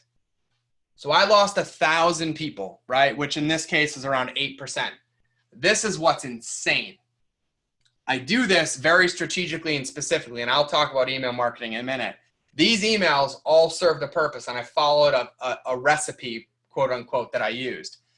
This entire email sequence, open rate and click-through rate, open rate, click-through rate. It averaged a 68.7% open rate over the course of 145 emails. Click-through rate was over 40%. I put this screenshot in every keynote because nobody believes me. So I literally log in and I pull the month and I show them because they think I photoshopped it. I'm like, no, I listened. That's all this is. All this is listening. That is it. So one of the other pillars I teach, one of my transformational marketing pillars, I told you everyone comes home or you die trying. I told you everybody feels valuable whether they give you their credit card or not. The next one is everything you do has to learn or serve. So if you are marketing and you put something out there and you don't learn from it on how to better serve, or you don't serve somebody something then you learn, then you're wasting your marketing. You're doing nothing. You're not having an impact. You're not changing anything, right? So when I look at this, I change this interchangeably, but I'll use 5 emails as an example. So when I look at email is not dead, by the way, just for anybody that would ever ask that question. Email is very much not dead. I have 5 emails, right? And I do this just so I have a good framework or template. I'm going to use black because that's kind of hard to see. A good framework or template that I can repeat the process. So one of the things is I have to learn and I have to serve, right? So what are some of the ways that I learn? Well, I ask questions, right? So questions are an input, right? So I ask questions is a way to learn. What's another way to learn? Link triggers, where I am, let's say, linking to a recipe, but the recipe is a crock-pot chicken recipe. So I set it up so when they click that link, I tag them crock-pot chicken. So then 6 months from now, when I launch a crock-pot chicken cookbook for single moms of 2 kids, I only send it to single moms of 2 kids who clicked on crock-pot chicken. So it allows me to segment and personalize at scale, right? So questions, link triggers, things like that. What's another benefit of questions? Well, if you ask open-ended questions in your emails, what happens? People respond, right? Does everybody know that when somebody responds to an email, it automatically creates you as a contact and whitelists your email address forever? That's a byproduct of relationships, right? What happens right now? Hey guys, thanks for giving me your email. Here's your PDF. Oh, by the way, I need you to follow these 17 steps so you see all my emails in the next couple weeks. It doesn't work, right? How many of us actually whitelist people's email addresses? None. We just delete the email, right? Because it's asking us to do something else when we've already done something. We've already given you our email address and now you're like, give me something else. No. I ask open-ended questions, right? So what I do if I look at 5 emails, there's typically a couple types of emails I write in there. There's V, which is value, which could be content, could be images, could be video, okay? And then there's L, which is a link, which takes them out of the inbox. Important distinction. And then a question, which is nothing more than a question designed for me to learn, a question designed for me to get you to respond, a question to figure out if you really want the next product I'm going to offer, a question to figure out if you're really interested in weight loss. So I learned something interesting about my audience. Like at my peak, I was getting around 3 million uniques a month on my food blog organically, right? So our email list was massive, 477,000. I deleted it all 6 months ago and started over again, by the way. That's how you do marketing well. You keep testing it and you keep learning. I started all over. But I'm a paleo food blogger. 61% of my audience does not follow even a gluten-free diet. 61% of my audience does not follow paleo, gluten-free, Whole30, keto, nothing. They eat a standard American Oreos and pepperoni pizza diet. Shocked. 92% of my audience is women. Things that I would have never, I knew the women thing, but the diet thing I had no idea. The only reason I know is because I started asking questions and then we ran them through a survey and then we got deeper, right? So when I look at this, I look at everything like it's 5 emails and what's included in emails. It's either a value, it's a link, which gets them outside of an inbox, or it's a question to build a relationship. And so depending on my audience, my product, my offering, I basically split those things up. between 5 emails. The only thing is my reciprocity bank rule is I only try to aggressively ask them to leave their inbox once every 5 emails. That's it. Once every 5 emails. That means that I've given to you at least 3 times before I ask you to do something. So the chances of me getting you out are a lot better, but also the chances of getting you out are a lot better because you value the links that I put in because I'm not asking you to click every time. That is the massive part, right? So Dita Soto, jab, jab, right hook. Totally, if you're using Gary Vee as an example, one of my email teachers, mentors, and now friend is Andre Chaperone. He's the guy who taught digital marketer how to do email marketing. It's pretty amazing. It's called autoresponder madness. It's mind-blowing. And I've taken his concepts and kind of added my own. So when I look at this, I'm like, cool. I want people on an email journey. So I want them to go somewhere. So I look at this, I'm like, cool. Somebody comes in. The first thing I'm not going to do is ask you to do something else. So let's say this is a fulfillment. I'm going to thank you here and acknowledge you. And I might write like a Dean Jackson, like 9-word email, right? It might be the subject line, your first name, right? Literally the subject line just says Tyler Atwell. And then the email says, I appreciate you. And I'm super, super stoked that you bought blah, blah, blah, blah, blah. I'm so excited to get started. Hey, I didn't tell you about this, but would you love another free X that just I can give to appreciate you? If so, reply to this email with yes, or change the subject line with yes, and tell me the one thing that's holding you back from accomplishing your goals. So what do I get? I get a response, I get to give them a gift, and then I get customer research built into my email marketing where I have an assistant write down in spreadsheet every single response that I get. And I take the words that they use and I use that copy in future emails because that's their language. And I think that's the other mistake. Everyone's like, how do I write copy? I'm like, copy is really easy. You know why it's called copy? Because you copy what your customers write and you paste it into your emails. And you paste it onto your sales page. Because the best copy you can write is the copy that comes from your customers and their pain points. They're telling you in their language what they struggle with, what they don't know the answer to, what they need and how they need it. Pay attention. Pay attention. So this one, let's say I make it a question. Cool. You responded. I have you a contact. Cool. I'm going to blow your mind. Value, value, value, right? Value, value. And then maybe I'm like, this is good. And like I open this loop. I told them a story. I want to give them a solution there, but I can't because I can't explain it in writing, right? Well, what are 2 things that we can't embed in an email? Video and audio, right? So rather than be like, hey, I want you to leave the inbox, be like, you know what? You think technology would catch up to this point. You know I love giving you everything in your inbox because I respect your time, but you can blame the internet because it won't let me link a video. But everything you need is in this video and I want to teach you and I want to show you. So here's the link to the video, right? Make somebody else the bad guy. Don't make you the bad guy.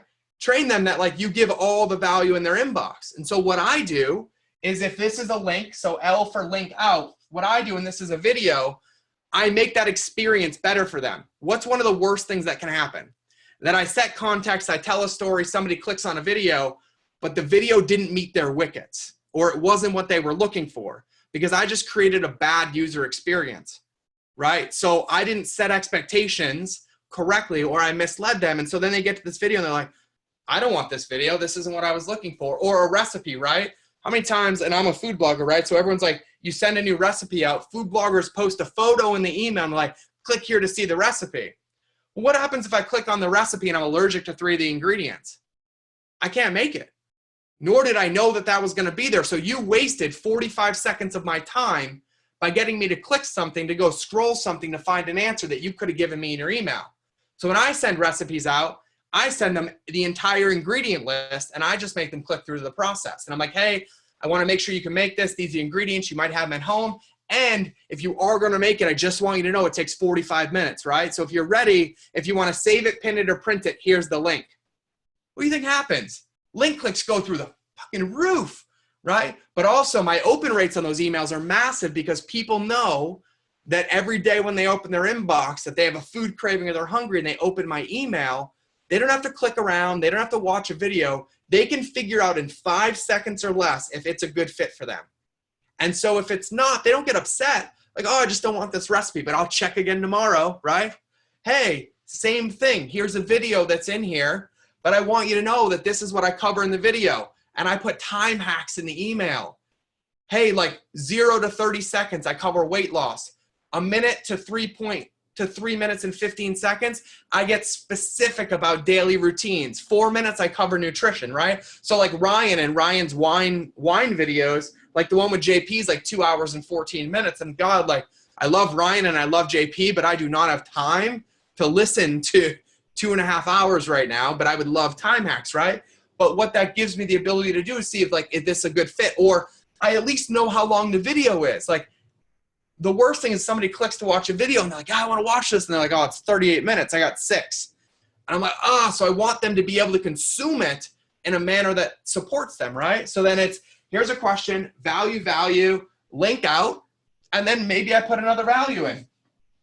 And that's how I do 5 emails. And then I repeat this process.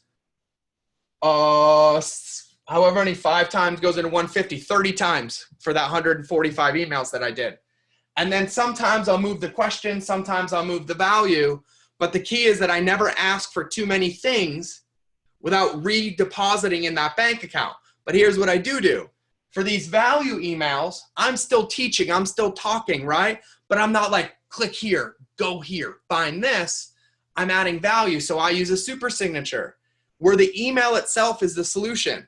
Everything they need is in the email. But if they want more, they can click out. So what I do, recipes are easy. Any of this is easy. But if this email is about, like meal prepping, for example, right? If this email is about meal prepping, I write this entire email about meal prepping. It's almost like a blog post in their email, right? It's like a summary. This is exactly what you do. You don't need to click anywhere. You don't need to do anything. Then I'll like sign it, George. And then down here, I'll be like, and not a PS, but like, hey, number 1, meal prepping is super, super important. Everything you need is in this email. But if you want to see the video, listen to the podcast, or pin it, here's the link. Pin it, print it, or click it. And I put it in a signature. And then number 2, if you're ready to get a meal plan done for you, you want to have all this done, you just show up and cook, check out our real food meal plans that you can get here, right? But everything is associated with this, but they don't have to click. All the value is right here. The only people that click are the ones that are actually my segmented, targeted, and like niche down audience. And so when they do click, they convert a lot better. My click rates are a lot higher. But here's the best part. If somebody doesn't click, they're not offended because we still gave them value. So they'll open tomorrow's email and then they'll open the next email. And so people start learning that they consume your email, they consume your content, and you teach them how to be your customers. And part of that teaching is teaching them that they can find you every day and they'll always have choice. And choice empowers them to make decisions. And you're just constantly adding value and giving them options, but you're allowing them to choose. Not to mention when somebody chooses to buy your product versus when they feel guilted into buying your product, your refund rate goes way, way, way down because people own it and it was a good decision that went into it. So when I look at email in general, this is how I did a 365-day autoresponder sequence that pulled those numbers that I showed you. And I just repeated this process over and over and over. And I mean, we got responses up the wazoo. There's days that I get like 400 responses. I have to learn how to manage those. So what do? We figure out the commonalities. We figure out how to triage them. We set rules in place. We get buckets. And then my assistant triages them. It's like, hey, 210 of these didn't require a response. So I just said, thank you. But these are the specific ones I don't know how to answer. And then it'll give me a list. I'll open my phone on Voxer. I'm like, question 1, blah, blah, blah, blah, blah. Question 2, blah, blah, blah, blah, blah. Question 3, blah, blah, blah, blah. Takes me 9 minutes. And then when I'm done, they transcribe it, send it back. And we just responded to 400 emails. We built 400 relationships, got 400 contacts, and most of the time make a metric crap ton of sales doing it, right? So it's relationship, it's value-based. One of the best things you can do with your marketing, whether it's email, social, anything, is respect the platform that people are choosing to be on. So if somebody is reading your email, it's because they're choosing your inbox. They're choosing their inbox as their means of consumption. If somebody's reading an article on Facebook or watching a video on Facebook, it's because they're choosing to consume their content on Facebook. So what do you think the biggest mistake we can do? We take them out of the experience they're choosing and put them into our experience. That's a recipe for disaster. Hey, I don't feel like eating pizza, and then you take them to a pizza place to eat dinner. that doesn't go over well, like at all, right? And so you have to respect that. So email is one of the best ways and the most abused ways that nobody does do this, right? When you look at email, what's everybody do? They open loops, they tell stories, but you can't get the resolution till you click. You can't see the recipe till you click. You can't watch the video till you click. You can't know the secret, quote unquote, that you opted in for till you opted in, gave me your email, got the email, then I make you click again to go somewhere else.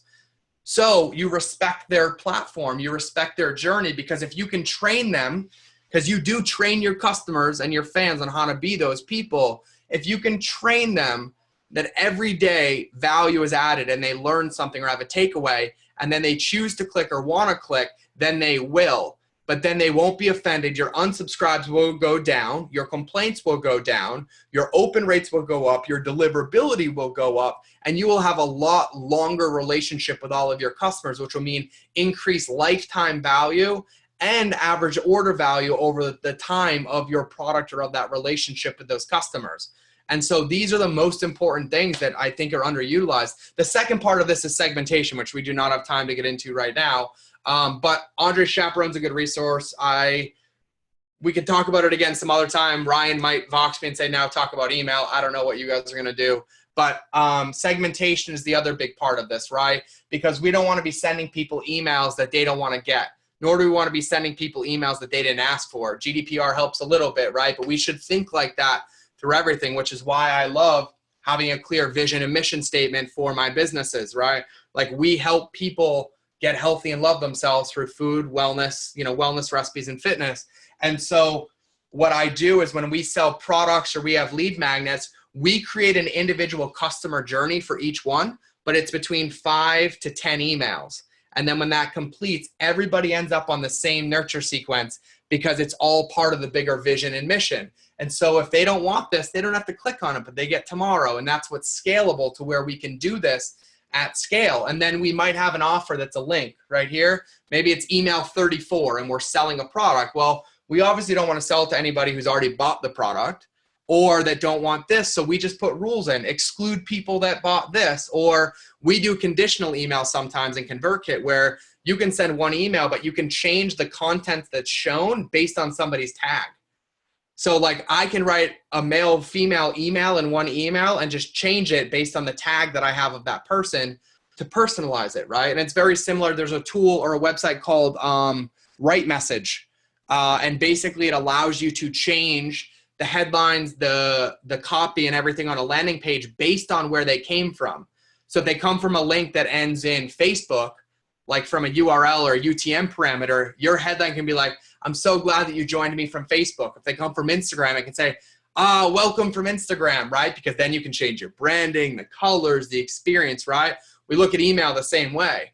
We only want to be sending crock-pot chicken recipes for moms of 2 kids to moms of 2 kids who cook crock-pot chicken. And that's it. So that's how I do email. So this is the recipe, since somebody asked, exactly how I do it, and I do it at scale. And so when you look at it, no matter how big your company is, no matter how many products you have, no matter how many funnel or lead magnets you have, when you do this the right way, you basically get this line down the middle, right? Everything on this side is in your company, right? It's fulfillment. It's that nurture sequence, right? So this is like your soap opera sequence per se, depending on what language you're using, where you email people and you're in this relationship with those 5 emails that I shared with you, except you just do it, basically to infinity and beyond, right? Like it's out there. This is what's amazing. Let's say you have paid product number 1, you have lead magnet number 2, paid product number 3, webinar number 4. What most people do is they design email sequences for each one of these that go forever, right? Because they don't have a shared mission or vision with the company, or they don't know how to get to that with their messaging, so where everything supports that, right? This is why you have to have a clear outline and clear KPIs for your business. So product 1 might be a digital product, right? That only requires, that's my son, by the way, that only requires, hi, Bubbies, come here. Come teach marketing with daddy. This is Branson, by the way. So you might have a couple products, a digital product that really only requires like 2 to 3 fulfillment emails before they can come down here.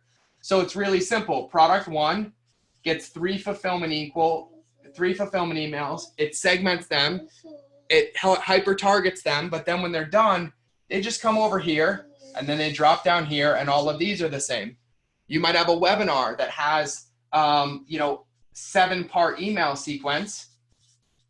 And so you write it for them to be getting the specific emails for what they opted in for, and then you transition them and they come down.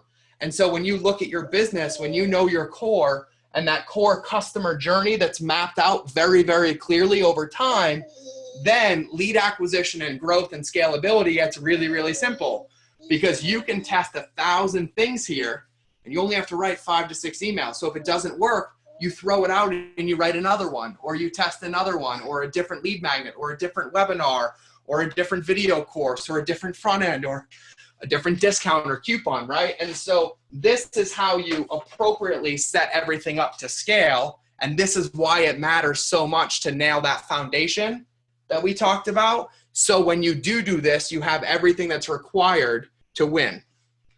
Oh, my son's making notes for you guys, so we're good. But so that's how I look at email and the scalability of the email and how we do the email and why we do it the way that we do.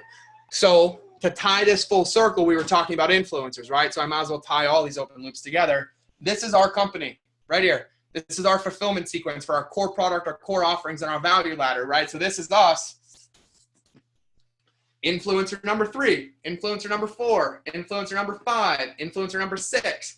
As simple as building a custom landing page for your influencers so they can offer an opt-in or a value add or a gift with their affiliate link in their face. So maybe one influencer, he's like, oh, my audience would like crush with 3 emails. I just need this and some videos. You help them do that. They get a landing page. You deliver 3 emails, and then they buy, they come in, and then they come into the company. And then influencer number 4, might be someone who like audience like literally loves long form sales copy or long email sequences, and you might work with them to come up with 9, and then they become a part of your company, right? But then no matter what, you start plugging influencers in here. Hey, we have an influencer, we have your pixel, we have your data, we have your paid media, and this is what the emails will look like. You just add another one and add another one and add another one, because your foundation is solid across the board. So that is like the whole thing. That's it. That's everything. I see everybody's like jumping off to get their kids. You got to meet my kid. That's Branson, by the way, my little matching Mohawk son. So, but yeah, so that's it. Obviously I have thousands of more things to share, but I think that when we look at everything, this is probably the most important stuff to start with and have and to build upon and to come up with a plan and to really work towards to create all these results that everybody wants. So that's kind of where I am. And I mean, everybody, Branson taught you a little bit. He put a little red line down here. So he had his mark. So he's already like, Daddy wants to speak on whiteboards. That's great. And don't forget the red line, everybody. It's an important part. The red line, I mean, you never know. It's that individualistic approach. It adds personality. So I'm good, man. I mean, do you have anything else for me? I mean, we've been going for a while. Yeah, it flew by for as long as it's been. I think it's super valuable. What do you guys think? Was it super valuable? Are you all happy? I just want to make sure that nobody feels abandoned or that there wasn't massive value or breakthroughs or possibilities.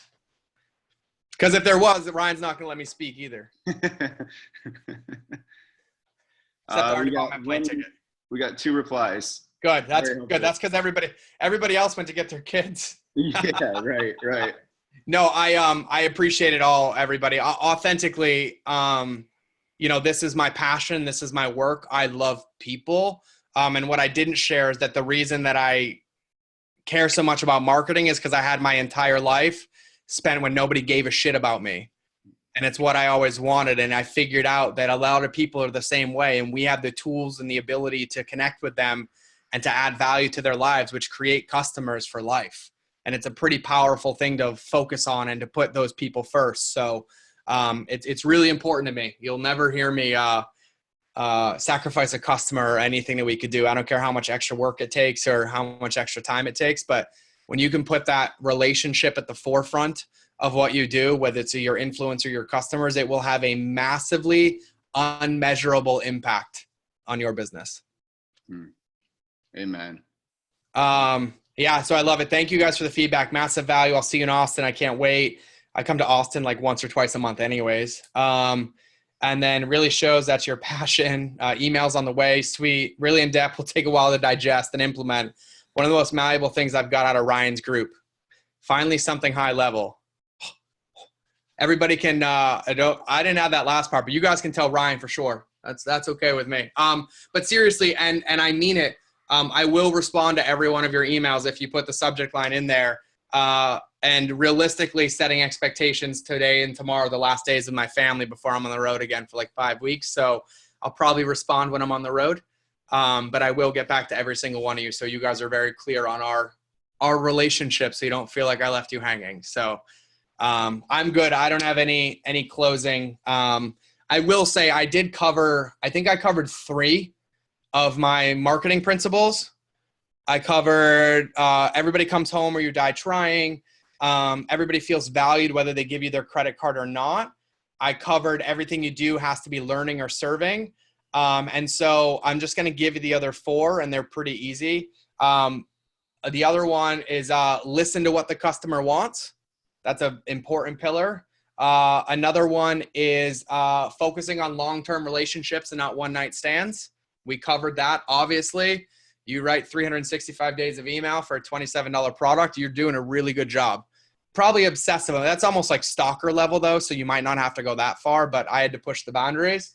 And then the next principle, this is probably one of the most important ones, which is 2-way conversations, not one-way lectures, right? And so when we look at social media, when we look at email, when we look at marketing, it is not a one-to-many conversation. It's still a one-to-one, and people need to feel that. So they need to feel like they can respond, they can get responses, because that's what's going to dictate whether they choose to buy from you or choose to comment or choose to respond. So people need to feel safe. They need to have the permission and the safety and the accountability to become your customer. So it's very important that you do ask open-ended questions. And when somebody takes the time out of their day, let's say somebody follows 1,100 people on Instagram and they take the time to leave you a 2-paragraph comment on your post, you better respond. You better respond, because that changes their behaviors and habits in the future. I said no one gets left behind. Everyone comes home or you die trying. The next one and the last one is, if it can be personal, it must be. And that's why I look at segmentation, open looped emails, hyper targeting, psychographics, understanding customer journeys, because personalization is the only thing that helps us cut through all that noise when everything else is cookie cutter and broad and wide and umbrellaed. So make sure you treat your customers like they matter and that you get them, which they do. So those are the last couple principles. I couldn't leave an open loop because it'll drive me nuts. So I had to share them. That's great. That's totally cool, man. Thank you so much. Really appreciate the time here. Oh man, I was stoked. You have my email. Email me if you need anything, any follow-ups, anything you need. And then I would love to see like the recording of this too when it's all done. If you could got it. You got it. We'll be back in touch with you, and I'll reach out to you as well. And we'll awesome, guys. Awesome. Well, thank you everybody. Honestly, I appreciate you guys all spending time with me and giving me this much of your time on a Thursday. So I don't take that lightly. So thank you again, and I will talk to you guys all soon. Awesome. See you, George. Thank you. All right. Bye-bye. Bye.